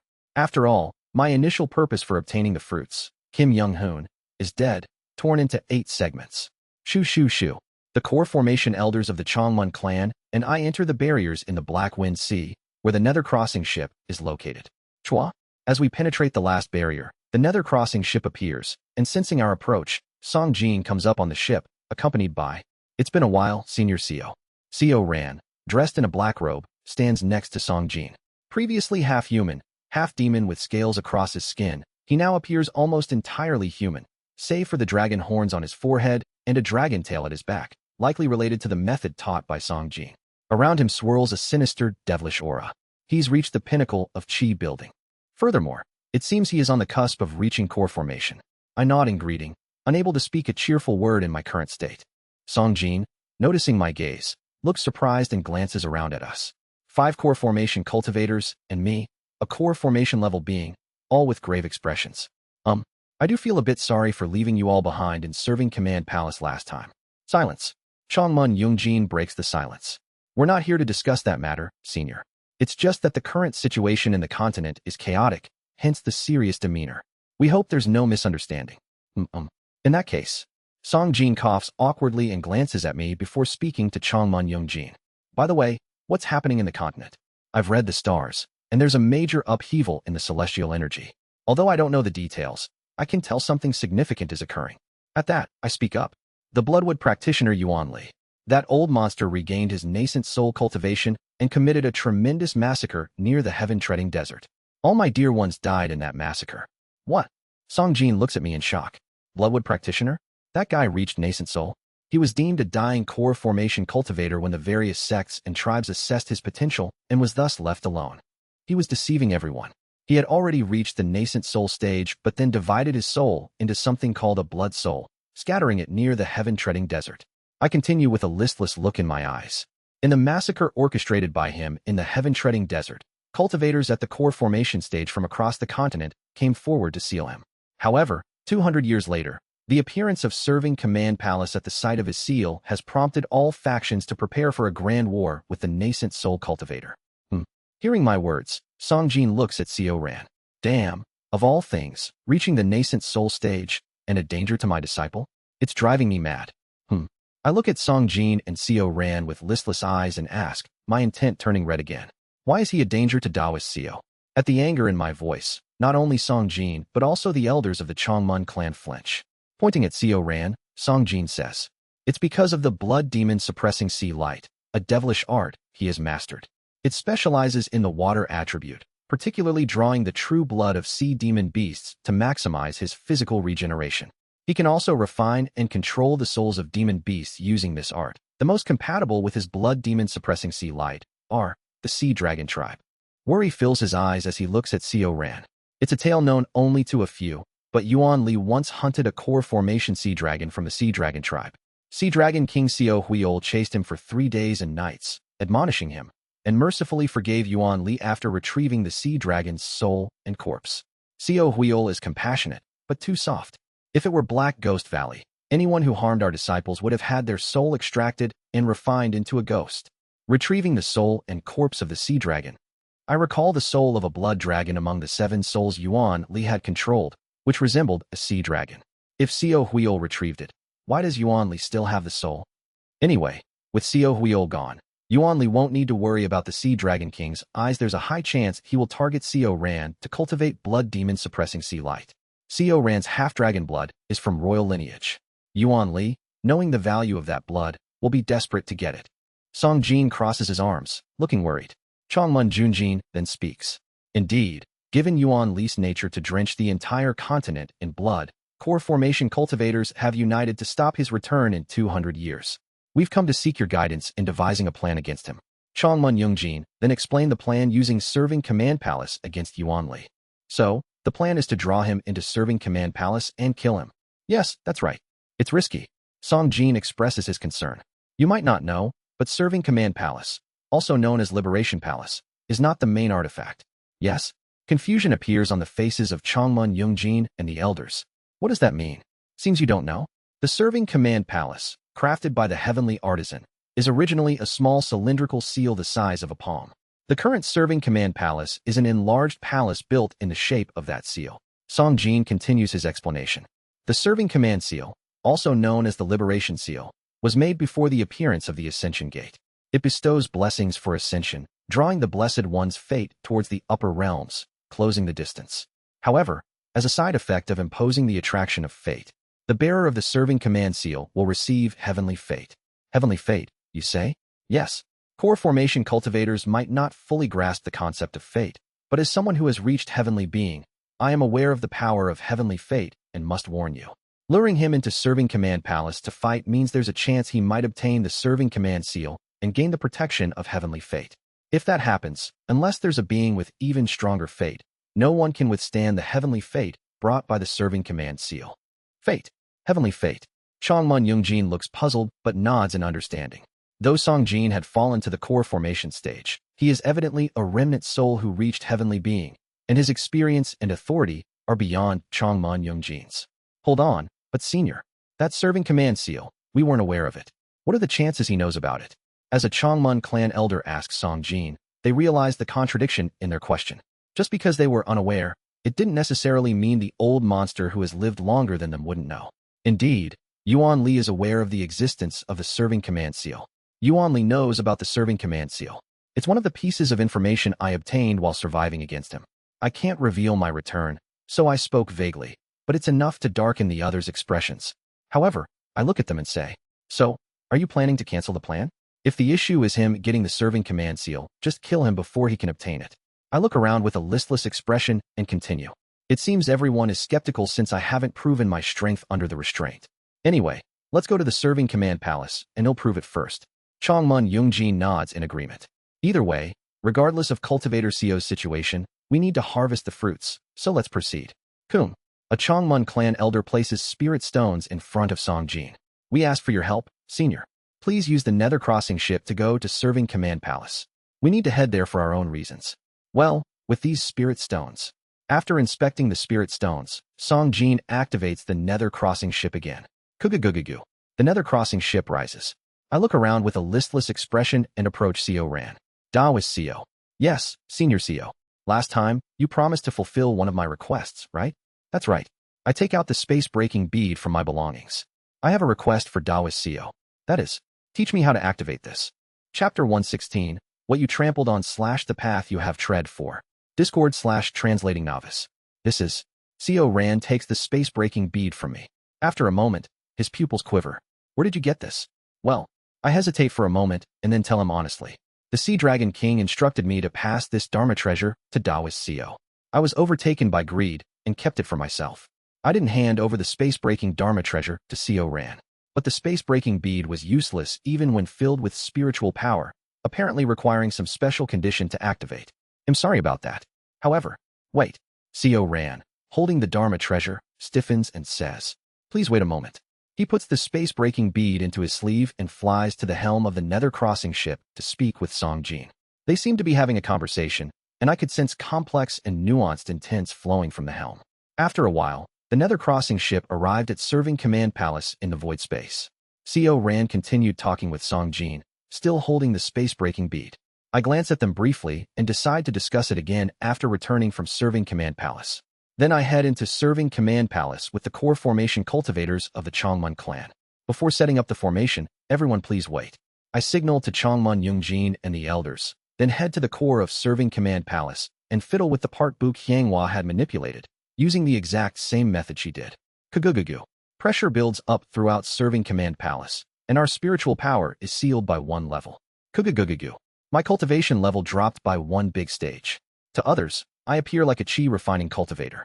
The other core formation cultivators dropped to the chi building stage. Now show us. Can you, in this state, still exert the power of a core formation cultivator? An elder of the Changmun clan asks me. I nod, grasp the formless sword, and swing it towards one of the internal structures of Serving Command Palace. The structure, already half destroyed when I came with Bu Qianghua, crumbles to dust with a single stroke of my sword. Do you believe me a little now? At my words, the elders of the Changmun clan look at me in stunned silence, then nod. After a while, the Golden Order of Serving Command Palace deactivates, and I say to them, the restraint lasts for about an hour. Even if we try to extend it by tampering with Serving Command Palace's circuitry, the maximum would be about half a day. The elders of the Changmun clan ponder over my words. Anyway, my capabilities should now be confirmed. Changmun Yungjin and the elders all nod in agreement. Understood. When we capture Yuan Li, we'll plan based on your abilities. About that. One of the elders speak to Changmun Yungjin. Changmun Yungjin, receiving his gaze, asks me. Then, could Cultivator CO please set up the formation now? Certainly. It's a formation I'll have to set up in my next life anyway. Setting it up in advance wouldn't be bad. I take the formation artifacts created by Buk Xianghua and install it throughout the first floor of Serving Command Palace. Then, after a while, I approach the longevity tree in the central arboretum of Serving Command Palace, where the longevity fruits are about to ripen. I stand there, gazing at the blossoms on the longevity tree, lost in thought. The one who should have eaten these fruits is gone, but I've only just found a way to harvest them. What meaning is there in this life now devoid of a reason to live? With a listless gaze, I activate the formation indifferently. Kugugugugu. Spiritual energy from all over Serving Command Palace converges here. It's incomparable to the formation spread through the weak dragon veins near the heaven-treading desert and Cheonseek City. A massive wave of spiritual energy surges towards this place, filling the surroundings. Changmun Yungjin and elders, beholding this majestic scene, stand with their mouths agape in awe. However, I just stare blankly into space with a listless expression. Kugugugu. The formation has been activated. In 5 years, the formation will pour the accumulated wood element spiritual energy of this area into the longevity tree, rapidly accelerating the growth of the fruits. That's great. Thank you. I listen to the thanks of the Changmun clan elders, standing there blankly. After adjusting the formation a bit, we left Serving Command Palace. Thank you, Cultivator CEO. We'll return in 5 years to harvest the longevity fruits. After making plans for 5 years later, I parted ways with Changmun Yungjin and elders. As the Changmun clan disappeared, Songjin and Seo Ran approached me. Come. At Songjin's will, the Nether Crossing ship traversed space and settled above the distant ocean. What's the matter? Seo Ran, who has been emitting complex intent, asks me with a trembling voice. This Dharma treasure, did the Dragon King really give it to you? Yes. And he really asked you to pass it on to me? I nod. Seo Ran stiffens. Can you prove its authenticity with a ghost path oath here, in front of the Nether Crossing ship? His face turned pale as he spoke. It said that if an oath or statement made in front of the Nether Crossing ship is broken, the soul would be sucked into it after death. I calmly reply, I swear in front of the Nether Crossing ship. It's true that Seo Huiol asked me to pass the space-breaking bead to Taoist Seo. Ha ha ha. Seo Ran, with a stunned expression, laughs and holds his head. Watching him, Songjin speaks with a bitter voice. I didn't know the Sea Dragon King had such a side, such heartlessness. Holding the space-breaking bead, Songjin continues. According to our investigation, this Dharma treasure can only be activated by someone with the true origin blood of the Sea Dragon tribe, and only by someone designated by them. If not of the true origin blood, one cannot even interfere with the Dharma treasure, and if not designated by a Sea Dragon of true origin blood, it cannot be activated. And he glances at the space-breaking bead and continues. The designated person for this bead is Seo Ran himself. Master, I, your unworthy disciple. Go rest inside. Thank you. Seo Ran, with a pained expression and holding his head, said he needed some time alone and went inside the Nether Crossing ship. Songjin sighs and asks, do you know what this Dharma treasure is? I do. I tell the truth, and Songjin looks at me. His eyes blaze with ghostly fire. Knowing it's a self-destructive Dharma treasure, you accepted Seo Huiol's request? That's why I didn't deliver it until now. I asked for the method of using this Dharma treasure for my own purposes. I didn't expect him to realize so quickly. In my previous life, Seo Ran realized the purpose of the SPAC, breaking bead only when it was time to activate it. I never thought he would realize it immediately in this life. It seems Songjin has taught him well. I look at Songjin.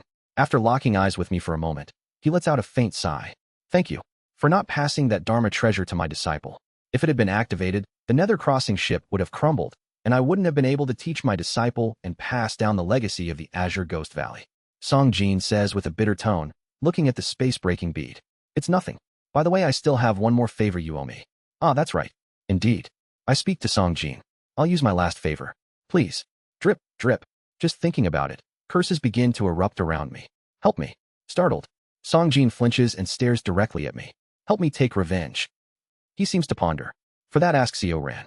Perhaps my disciple can be of more help to you. What do you mean? Songjin continues. I recently sent my disciple deep into the sea to gather Een energy. But actually, I had another task for him. Oh. He points southwards over the Nether Crossing ship, towards the Black Wind Sea. At the far southern end of the sea, near World's End, lies the homeland of the Sea Dragon tribe, the Sea Dragon Palace where the Sea Dragon King resided. For some reason, Seo Huiol left Seo Ran here and covered the Sea Dragon Palace with a massive seal before leaving, preventing Seo Ran from entering to cultivate. I listened silently to Songjin's explanation. According to Seo Ran, if the Nether Crossing ship is destroyed and the souls of the Sea Dragon tribe previously swallowed by the ship are freed, those souls will teach Seo Ran how to break the seal. But now that he is my disciple, I can't allow him to shatter the Nether Crossing ship and do such a thing. I instructed Co Ran to reach the nascent soul stage and directly interact with the Nether Crossing ship to extract the souls. A nascent soul cultivator can retrieve the souls devoured by the ship. And to do that, entering the Sea Dragon Palace, filled with the spiritual elixir of the Sea Dragon tribe, is the first step. I taught him a corroding great spell and asked him to break through Co Huiol's seal. Songjin chuckles.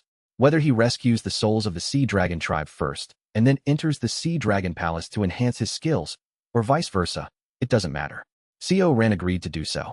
I also taught him the famous formations of the Azure Ghost Valley to help him break the seal. Now, he's almost breached the corner of the seal, and it seems only a strong final push is needed to break in. So, you want me to help Co Ran break the seal? Yes, the weird method you've mastered boasts immense offensive power, surely enough to break the seal. He's been gathering energy for a powerful strike, but if you help, that may not be necessary. It seems he wants to use my strength for Co Ran's benefit. But that doesn't matter to me. What's important right now is, by helping Co Ran break the seal, does that create a way to confront Yuan Li? Yuan Li. Finding the best way to kill him is my goal. Songjin nods.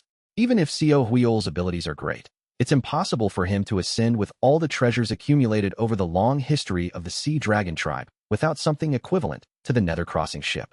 Surely, a considerable amount of treasures must remain inside the Sea Dragon Palace. Moreover, most of the treasures of the Sea Dragon tribe are items that can gain an advantage over Yuan Li's two main devilish arts. There's a high probability that objects antagonistic to him are piled up inside. Hearing this, my eyes widened. I will help Daoist Co. It doesn't matter. If it can give me even a slight advantage over him, I will do anything.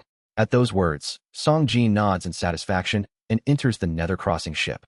Shortly after, Co Ran comes out with a gloomy face. I heard you will help me, Senior. That's right. I'm a bit shocked, but I understand. Thank you. Co Ran turns to Songjin. Master, please head to the southern end. Haha, understood. Hence, we steer the Nether Crossing ship towards the Sea Dragon Palace, the former base of the Sea Dragon tribe, located at the world's end, in the south. Jang. As expected, this sea area doesn't suit the Nether Crossing ship. The southern sea is calm, the sky clear, and the sun blazing intensely. The heaven and earth spiritual energy is stable, and it seems unlikely for storms to occur. Compared to the Black Wind Sea, where clouds gather frequently, the southern sea looks very peaceful. Most of all, the spiritual energy floating between heaven and earth is incredibly clean and warm. It even feels somewhat sacred. Disciple, lead the way. Yes, Master. The Sea Dragon Palace is at the bottom of this deep sea. Co Ran points downwards into the waters. Despite the clear weather, the deep blue sea is dark, and its depth seems immense. However, Songjin doesn't seem bothered and simply nods, holding the steering wheel. Good, then everyone hold your breath. Kagugugu. Soon after, the Nether Crossing ship, engulfed in ghostly energy, begins to submerge into the sea.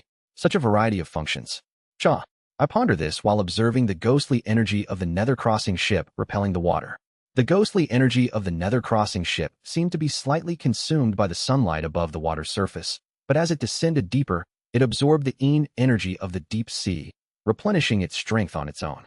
This is all just a ruined wreck's functionality. I look around the Nether Crossing ship for a while before losing interest. Buk Hyinghua, Kim Young-hoon, Cha Mun-ryong, Buk Jung-ho, and the neighbors of Cheonseek City. After they died, I somehow lost enthusiasm for everything. Even seeing something fascinating only sparks temporary interest. Kagugugu. After descending into the deep sea for a period of time, the Nether Crossing ship finally reaches the seabed. Kugagum. We've arrived. Follow Co Ran and break the seal on the Sea Dragon Palace. I nod and, holding my breath, follow Co Ran out of the ghostly Nether Crossing ship. Chalk. The immense water pressure presses down on me, but with Gang Chi flowing in my veins, it isn't a big threat. Being unable to breathe is also not a problem, as I could last 3 or 4 days longer than mortals. Co Ran transformed into his sea dragon form and swam ahead in the deep sea. The surface was full of warm and pleasant spiritual energy, but the deep sea below is somehow desolate. It is dark and devoid of life. There should be life even in the deep sea. However, around here, it seems as if no living creature exists. Even microscopic organisms didn't appear within my domain of consciousness. It's almost like the Dead Sea. After a while, following Co Ran, I understood the reason. Kagugugu. A massive wall of darkness. A huge semicircular something is covering the land at the bottom of the deep sea in front of us. And this wall of darkness seems to be endlessly absorbing the vital force around it. Is this the seal of the Sea Dragon Palace? Since the demon race's language vibrates spiritual energy instead of air, if one is capable, there's no need to open the mouth to speak. I asked Co Ran in a breath-holding state, and he nodded. Yes, please follow me. Over there, in the corner, is the weakest flow of the seal. I have cast a corroding spell there to weaken the seal. I swim for a while following Co Ran, and then, at one corner of the seal, I can see it surrounded by dark mist. Kagugugu. The Een energy and ghostly energy densely accumulated by the formation sticks thickly towards one corner of the seal, burning a blue ghost fire. Having some expertise in formations myself, I can tell which part of the seal the Black Ghost Valley's notorious formation, the Ghost Whale corroding formation, has weakened. Do I attack the center? Yes. Please, I ask for your help. Calmly holding the formless sword, I take a stance. Kagugugu. And then, I thrust the formless sword towards the Ghost Whale corroding formation. Cool. The seabed of the deep sea shales. Although there is no loud explosion underwater, massive ripples spread out visibly around it. But the formation set by Co Huiol doesn't budge. Is this not enough? I once again hold up the formless sword. Severing Mountain swordsmanship, ultimate technique, Severing Mountain. Kuo. Once again, a cloud of dust rises from the bottom of the deep sea. So this is how much it weakened. This time there was a vibration, but the seal remained strong. After executing Severing Mountain, I immediately returned to the stance of Transcending Mountain. I maintain the state of Endless Mountains Beyond Mountains. While maintaining Endless Mountains Beyond Mountains, I repeatedly strike Co Huiol's seal with Severing Mountain. It took about 16 consecutive hits of Severing Mountain executed by the formless sword before the seal cracked. Jek. The seal, it split open. And then, Kia. A hole opened up causing the surrounding water to be sucked inside. Pup. I enter inside with the water current. Puha. Hiya. The inner space seems to be filled with air, allowing me to breathe. After a while, Co Ran transforms back into his human form and enters inside. It's been a long time since I've been here. I haven't been here since I was very young. Co Ran looks around, seemingly nostalgic. What immense energy. I absorb the surrounding spiritual energy, observing the immense spiritual energy filling the area. The spiritual energy inside the seal is extraordinarily higher than outside. Apparently, the seal not only blocked access for outsiders, but also seemed to absorb the surrounding spiritual energy and vital force, concentrating it inside. Just then, I see the Sea Dragon Palace unfolding before my eyes. Like an ancient imperial palace of the human world, it is lined with stately halls and ancient palaces. The jade-colored tiles on the halls, which appear somewhat divine at a glance, are lined up, giving off a grand feeling. However, as I look at these halls, I feel something strange. Something familiar? Kaduduk. I execute the earth wall spell to block the water pouring from the cracked opening. Then, kicking off the void, I fly up into the sky. Senior. Co Ran looks at me, puzzled, but I fly up into the air to take in the whole view of this ancient Sea Dragon Palace. The structure of this Sea Dragon Palace is...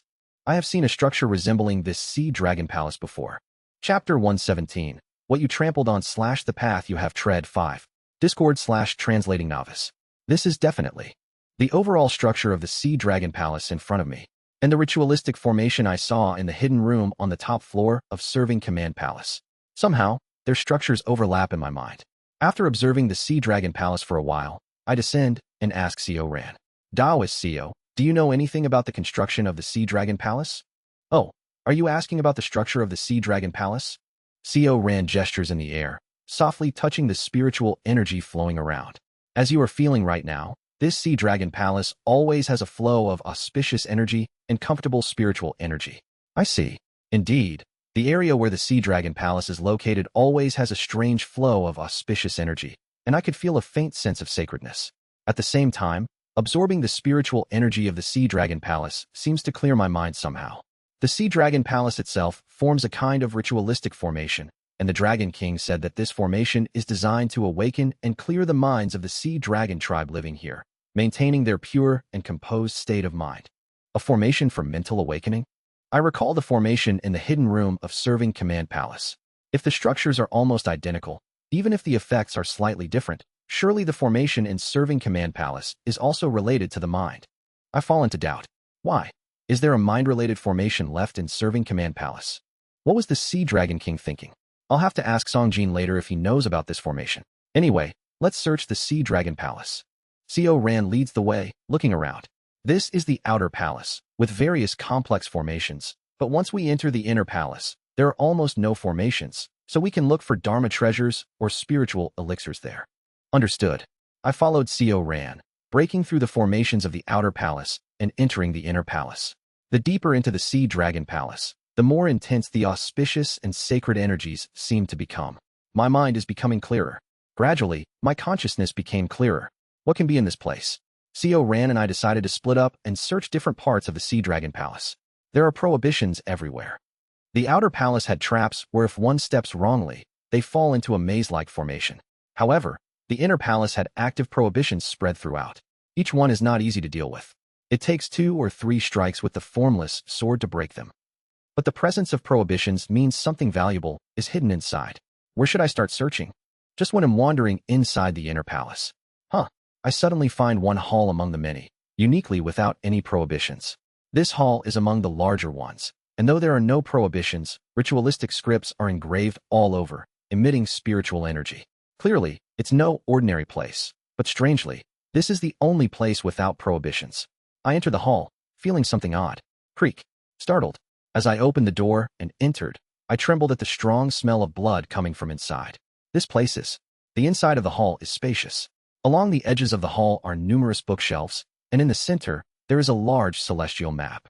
The celestial map depicts constellations corresponding to the 28 stars, positions of the Purple Forbidden Enclosure, Supreme Palace Enclosure, and the Heavenly Market Enclosure.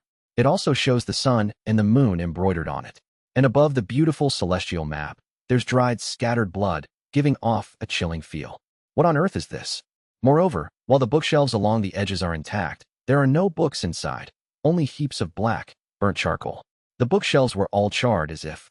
Did someone kill the inhabitant of this place and burn all the books of the hall's owner? The most likely suspect is certainly Co Huiol. Given his twisted nature, it's entirely possible he would do something like this. The reason there are no prohibitions here is perhaps because there's nothing left, so there's no need to set them up. It seems I have stumbled upon the scene of someone's crime, with nothing else to gain. I was about to leave the hall when it happened. SSSS. A sensation caught my attention, a sensation only I could perceive, having mastered the Een Soul Ghost incantation, a curse method. This is a curse. Someone had left a deep, lingering curse here. Jying. My inner core suddenly vibrates. And then, I feel the intense curse that had been lingering somewhere rushing towards me. Oh no. I panic and try to neutralize the curse with the Een Soul Ghost incantation, but the curse already attaches itself to me. And then, someone's voice began to be heard. Wolfind Heredemy human. A voice filled with intense resentment. Co Ran, outside not. The voice, filled with pain, speaks. Trust him and trust to him. Ran look under, celestial map. And with that, the voice cuts off. PSSSH. The curse that was attached to me, seemingly with the sole purpose of conveying that message, disappeared after leaving me with a slight headache. Look under the celestial map. The floor where the celestial map is drawn is made of stone slabs of jade. I infuse my arms with pure spiritual force and forcefully insert my fingers between the slabs, lifting them. Uguk, ergrgrgruk. Gradually, the slabs are lifted up. Beneath, there is a decaying leather-bound book, seemingly just an ordinary item with no spiritual energy, probably just a diary of the voice's owner. An item not even detected by my consciousness. It seems that these jade slabs had some role in blocking consciousness and spiritual energy. I pull the book towards me using sword control, then put the slabs back in place. Kugugu. The slabs were quite heavy, so I wiped off my sweat. On the book is a simple title in demon script, Diary. Why would they want to pass on their diary to Co Ran? I checked the diary for any special spells or techniques. Indeed, it's just a diary, without any traps or backhands. Sararak. The owner of the diary, a sea dragon tribe elder named John Hyang, was an astronomer, responsible for celestial observations. Most of the diary's content involved their daily activities as an astronomer, noting unusual celestial phenomena, what they ate that day, conversations they had, and the weather. I spoke with the senior of the Heavenly Circle stage today. He told me that if I keep observing the world's end, my headache will only worsen and advised me to consume an elixir for relief. The person referred to heavenly being cultivators as seniors of the Heavenly Circle stage. The demon race often uses the term Heavenly Circle instead of Heavenly Being. Those who typically dislike the term Heavenly Being tend to hold demon race supremacy beliefs, and they are known to capture and consume humans. Indeed, John Hyang often consumed human elixirs. I extracted and consumed the core formed by the livestock trained in the summoning wind, coagulating core transformation. Indeed, its efficacy is remarkable. The headache has disappeared. There are rumors that the king has developed an even more exceptional livestock cultivation method. Not only does it involve extracting the cultivation efforts of the livestock by infusing them with the true blood of the sea dragon tribe, but it is also said to be an outstanding method that allows the sea dragon tribe to resurrect in the livestock's body once, should they die in battle. The livestock's body serves as a vessel for this singular resurrection. TCH. Regardless of the species, exploiting another race to this extent, is that really right? I flip through the diary, clicking my tongue at the sea dragon tribe's anecdotes. Sararak. As I browse, I pause at a certain entry. Today, the Dragon King, I, and the other astronomers, along with the elders of the sea dragon tribe, gathered for a meeting. The king explained the astronomical records we had submitted to the elders, sharing a certain speculation he had been considering. It was a truly chilling speculation. If it were true, it meant that those living in this world could only prove their dignity by ascending and leaving this world. A heavenly circle elder opposed the king's words. He said it was too far-fetched a speculation. Although I felt chills, I do think the king's words were a bit exaggerated. It was a meeting that gave me much to ponder. I must visit the world's end more frequently and observe the heavens more closely. This was the end of that day's entry. Speculation? What is the speculation mentioned here? What exactly did Seo Huiol think upon seeing the astronomical records? I continue flipping through the diary. The next few pages were records of mundane daily life. Then, once again, I stop at a section of the diary. It seems the Dragon King had observed something else separately. The king called together the elders and us astronomers, presenting a hypothesis about the speculation he had mentioned. It was an interesting hypothesis. In this world, day and night do not actually exist. Rather, it's merely that the heaven and earth's spiritual energy divides into yin and yang, circulating in a cycle. On a macroscopic level, the grand flow of spiritual energy divides into yin and yang, rotating this world, leading to the illusion of day and night. In our world, day and night do not actually exist. What? Day and night do not exist? What does that even mean? I look at the sentence several times, unable to comprehend. But still, I can't understand. It was disrespectful to the king, but we astronomers couldn't help but laugh. The idea that day and night don't actually exist while the sun and moon orbit the world. As we struggled to contain our laughter, the elders became furious. Eventually, we were scolded, listening to the wrathful voice of the Grand Elder. Normally, such disrespect could have warranted punishment, but the king, with a heart as vast as the sea, forgave us. The king may indulge in somewhat extravagant imaginations, but his boundless compassion and heart are truly admirable. I only feel sorry towards the king. The sun and moon orbit the world. Apparently, in this world shaped as a flat plane, the heliocentric model, where the world revolves around the sun, doesn't apply, but rather a geocentric model, where the sun and moon orbit the world, seems to be the accepted theory. But Seo Huiol's statement concerns me. If day and night doesn't truly exist, does that mean neither geocentric nor heliocentric models apply to this world? With this question in mind, I turn the page. Recently, a half-human, half-dragon brat named Seo Ran is causing a stir in the Sea Dragon Palace. If it weren't for his royal lineage, I would have driven him out immediately, but he always clings to me and annoys me. The king always greets Seo Ran with a smiling face, but those with insight know that the king doesn't really fancy him. Ironically, that annoying brat follows the king the most, but does he realize that it's the king who most often orchestrates situations to avoid him? I wish that brat would soon realize this himself and leave the Sea Dragon Palace. Sararak. I turn to the next page. We astronomers plan to go to the world's end to properly align ourselves and observe the orbit of the sun and moon, intending to shatter the king's speculation. Some of the elders subtly support us. They seem to want to prove that the king's extravagant speculation is wrong. The idea that day and night don't actually exist, as sorry as I am to say this about the king who has accomplished so much, it seems that the king might have spoken so because of his lack of understanding in astronomy. I won't be able to write in this journal for the next few months. We'll be holed up at the world's end, repeatedly observing. I must take plenty of the livestock's course with me. The headaches worsen when continuously facing the world's end. Sararak, Sararak, Sararak. The following pages are blank. As I continue turning the pages, I eventually reach a part where the diary resumes. The handwriting here is incredibly erratic. It is evident that John Hyang was extremely agitated when writing this entry. With my own hands, I succeeded in observing the sun and the moon. It's unbelievable. The results are too strange. Neither the sun nor the moon orbits the world. Both celestial bodies are simply fixed in one place in the sky. Even the rising and setting of the sun and moon from the east and west are just an illusion. The actual position of the sun and moon is in the south, closest to our sea dragon tribe's homeland. The hypothesis proposed by the king was correct. Neither the sun nor the moon orbits. They simply remain in place. And in this world, there is no day or night. What we thought of as day and night is merely the macroscopic circulation of the yin and yang of heaven and earth's spiritual energy. John Hyang's handwriting is extremely shaky, as if their hands were trembling while writing. I can feel from his writing that John Hyang was terrified. If the king's hypothesis is proven, then what does it say about this world? Isn't the form of this world too grotesque? Have we been breathing, cultivating, and living in such an ominous place? How are we any different from maggots? I began my observations intending to refute the king's speculation, but in the end, the astronomical observations of myself and the other astronomers only splendidly proved the king's hypothesis. The Council of Elders is calling for me. Not just me, but all the other astronomers will be gathered too. I'm afraid. Have I inadvertently proven such a grotesque truth? Sararak, Sararak. In the next page, the handwriting is a bit more stable. Beheading punishment. If that statement is true, then this place is definitely not where we should live. I and the other astronomers, along with all members of the Council of Elders, agreed with the king's opinion that all races should ascend together at once. The king is indeed benevolent.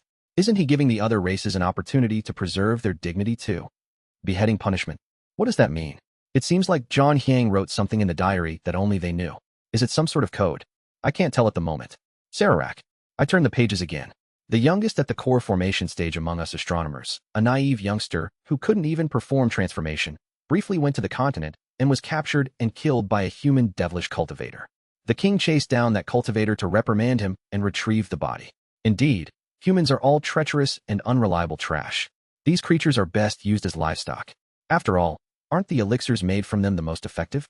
And the headaches from observing the world's end are also best alleviated by the cores of these livestock.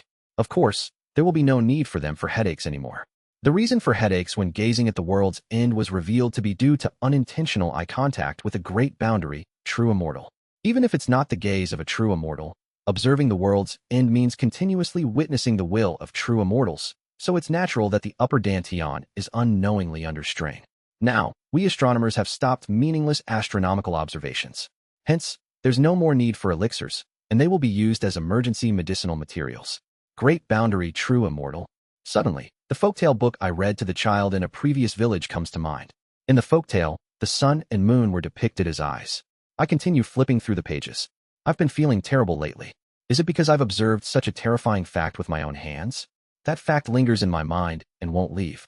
The realization that I have been unwittingly making eye contact with an unfathomable entity fills me with deep fear. What was that entity thinking while looking at me? Lately, whenever I recall that fact, it feels like it's driving me insane. It's not just me. I can see that the characters of most of the astronomers are becoming increasingly volatile. They too always seem to have fear written on their faces. Sarek, this is madness. The Mad Lord, that perverted old monster, attacked the livestock pen.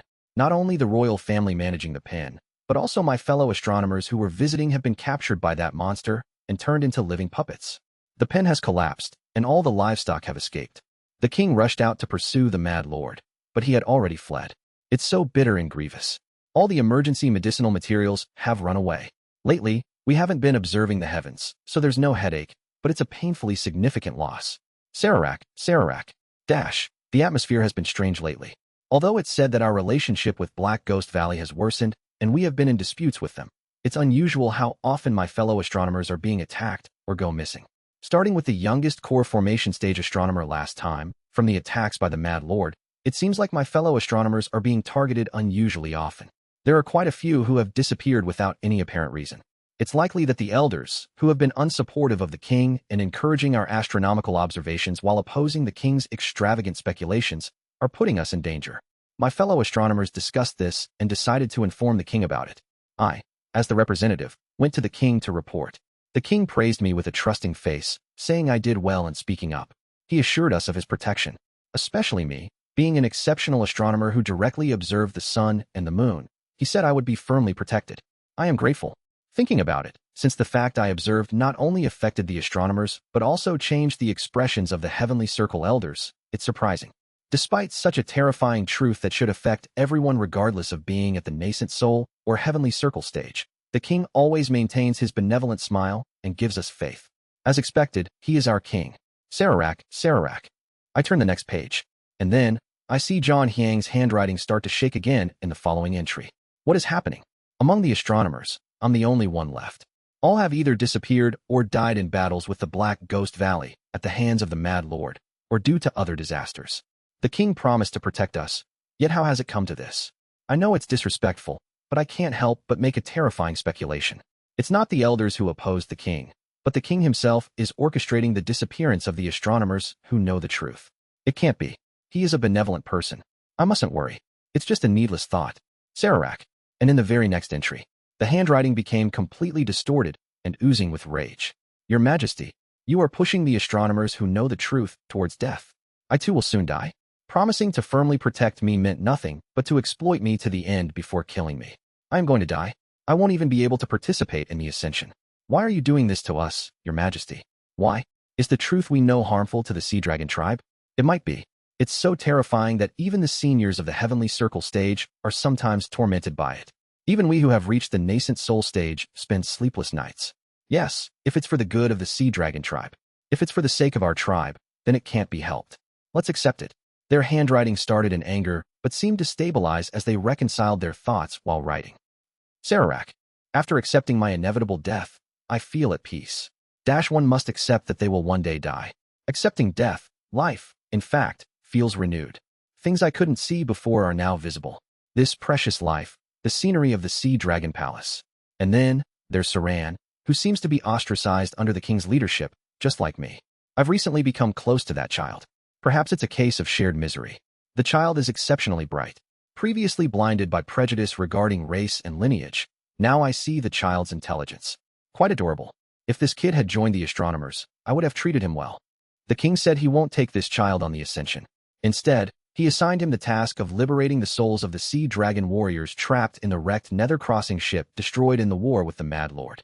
Indeed, the king, though stern, truly cares for the Sea Dragon tribe. Co Ran, this child too, is pitiable, but it's for the sake of the tribe, so sacrifice is necessary. I too will soon die for the sake of our tribe. The king's demeanor towards me is subtly changing. Perhaps I will die before the ascension gate opens. John Hyang's diary is nearing its end. Sararak. And then, when I turn the next page, this is blood. The next page is written in dried blood. Co Huil. I despise you. All of our Sea Dragon tribe are being deceived by him. He is not a king, just an ignorant mortal. Co Ran, I leave this message for you. If you return to the Sea Dragon Palace, read my diary, and learn the true nature of Co Huil. It was all lies. Do not believe anything he has said. He is a madman, more deranged than the Mad Lord, consumed by vengeance, a broken monster. Even to the Sea Dragon tribe. Co Ran, he is coming to kill me now. I can't leave a long message. Be sure to read this diary later. Thank you for being my confidant. Sararak, that is the last page of the diary. Although I don't understand everything, the diary provides many insights. I close John Hyang's diary. Grotesque form of the world, day and night being an illusion, Co Huil's true nature.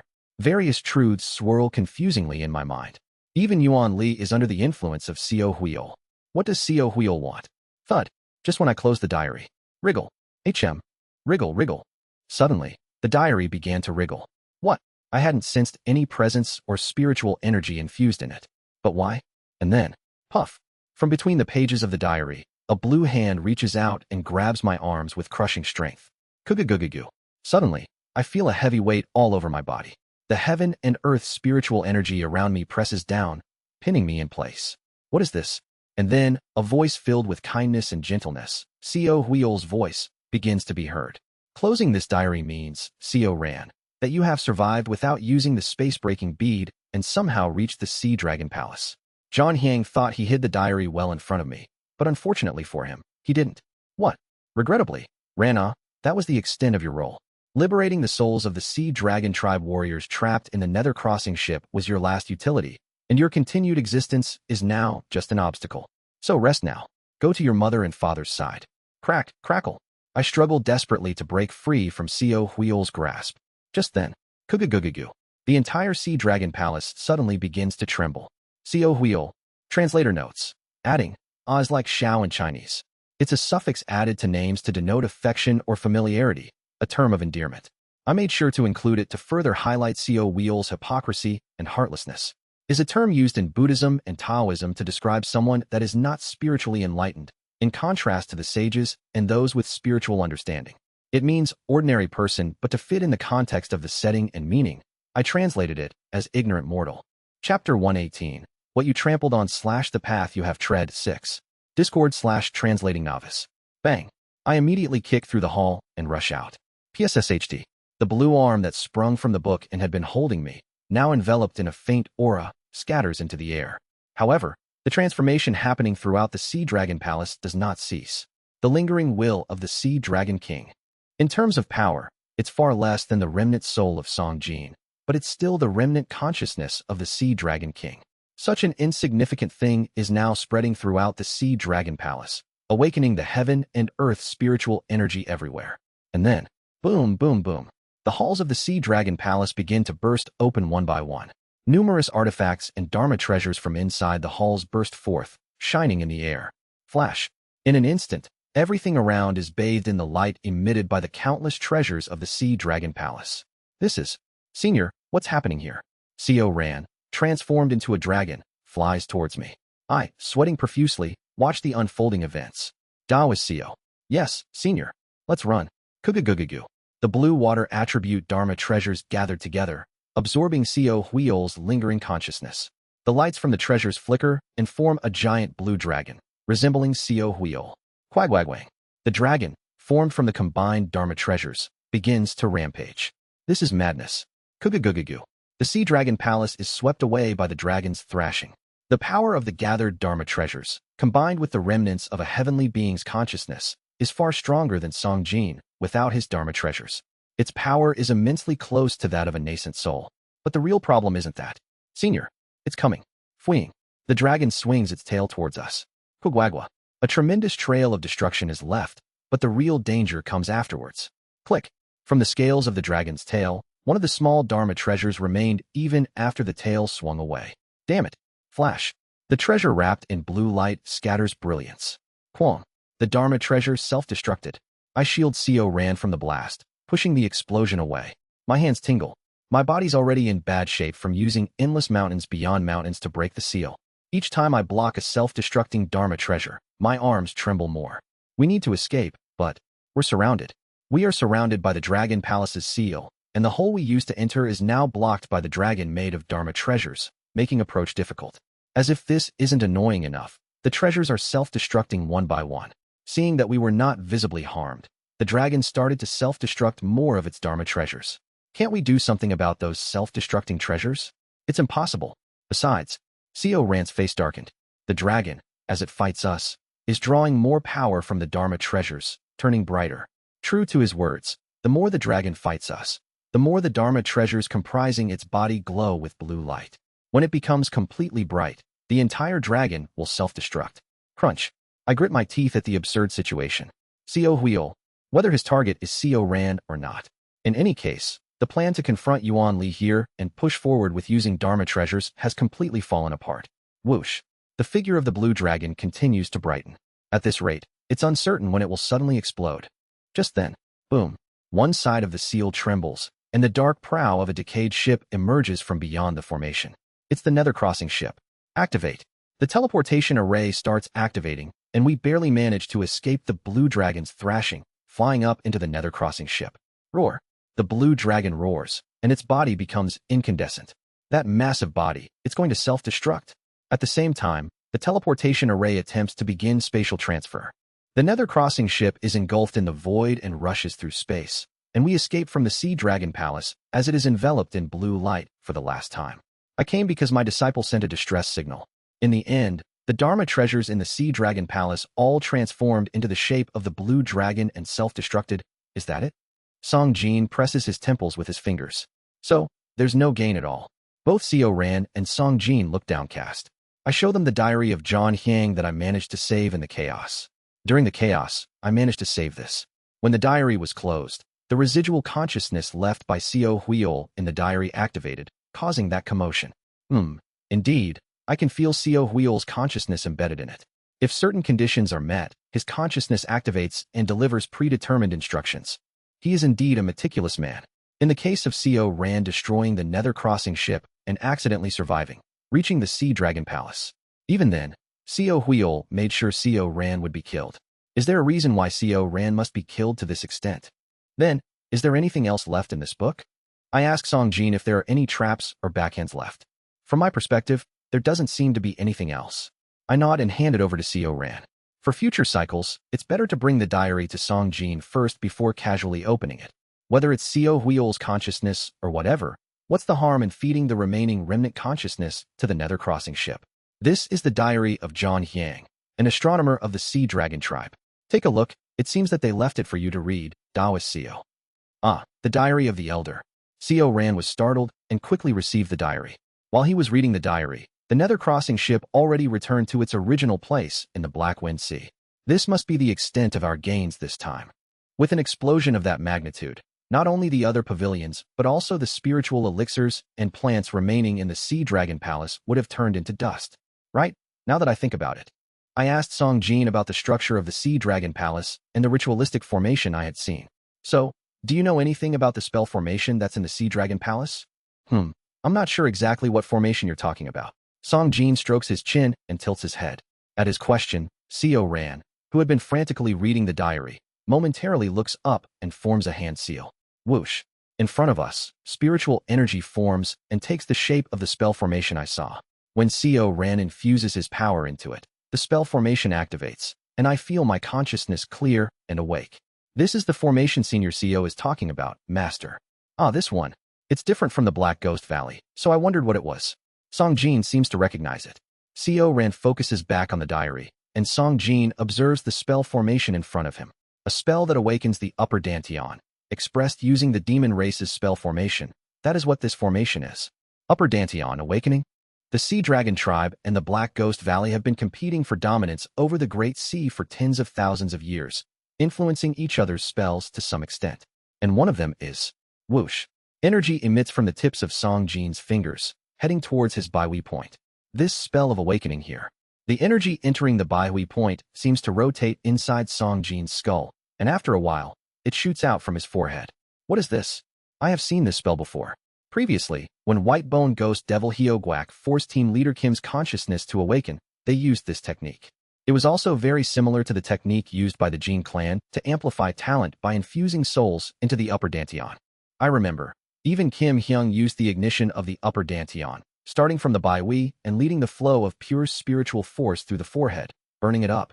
The flow is exactly the same. I don't know Co Huiol's true intentions, but outwardly, he was always a gentle and righteous leader, always wanting the Sea Dragon tribe to maintain a clear mind. So, using the structure of the Sea Dragon Palace itself to spread the spell of awakening wouldn't be strange. Then why did he spread that awakening spell in the hidden layers of the Serving Command Palace? I also told Song Jin about what Co Huiol had done. Maybe if it's him, he might think of something. But Song Jin shook his head, indicating he couldn't recall anything after hearing my words. Strange, why in the Serving Command Palace's control room? Control room? Yes. The hidden layer your group entered is the Serving Command Palace's control room. If you place the Serving Command seal on the platform made for it, it allows control over the Serving Command Palace through that seal. This is new information. So, he spread the spell of awakening in the control room because I can't even guess his intentions. What was his goal? While I ponder, Co Ran, having finished reading the diary of John Hyang, wears a bitter smile on his extremely darkened face. Fortunately, no more blue hands sprang out of the diary after the previous incident, suggesting Co Huiol's tricks had ended. I really grew up abandoned by everyone, except for Elder John Hyang, who finally opened his heart to me. His face is a mix of unmistakable pain. That expression resembles. Was it when he committed suicide using the space-breaking bead? I don't know what my purpose in living is anymore. I look at him with pained eyes. In the past, I would have tried to comfort him or consider his feelings to lessen his pain. But honestly, I don't feel much of anything now. Only a slight sense of shared misery arose when he showed his painful thoughts. How did I use to comfort others? I can't remember how to do anything with a warm heart. I can't recall what my heart used to feel like.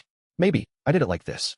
But still, knowing that Co Ran's suicide would make things even more depressing, I managed to recall enough to comfort him. Don't worry, Daoist Co. You have truly formed a master-disciple bond now, haven't you? There's still someone who cares about you. Find your meaning in that. Is that so? My words seemed to lift some of the shadows from Co Ran's face. Thank you. I receive his thanks and look back at Song Jin with dull eyes. In any case, we are back to square one. So, in the end we got nothing. But could you help me using my last favor? How? Song Jin sighs deeply. All right.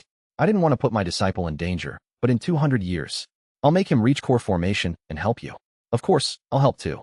Thank you. Thus, while we didn't gain much material aid from the Sea Dragon Palace, I obtained a lot of precious information and a firm promise of assistance from Song Jin. After receiving his promise, I left the Black Wind Sea. And then, 10 years passed. In that time, with the Chongmun clan, I collected both the formation artifacts and the longevity fruits. Now, the day of the great conference with all the core formation cultivators of the continent gathering is approaching. Swoosh. I fly rapidly across the northern grasslands. It should be around here. Holding the invitation plaque, I sense the spiritual energy around me. And then, after a while, whoosh, I sense an area hidden behind a formation in the distance. Thump. It's a place covered by an illusion formation, invisible to the eye. But when I bring the plaque near it, the formation shines, opening a path for me. I enter through the path, through the formation. This place is true to the northern grasslands. There are numerous white tents set up inside formation. These tents, befitting cultivators, are adorned with many spell runes, and I can feel the presence of core formation cultivators inside. Ah, you've arrived, Cultivator CEO?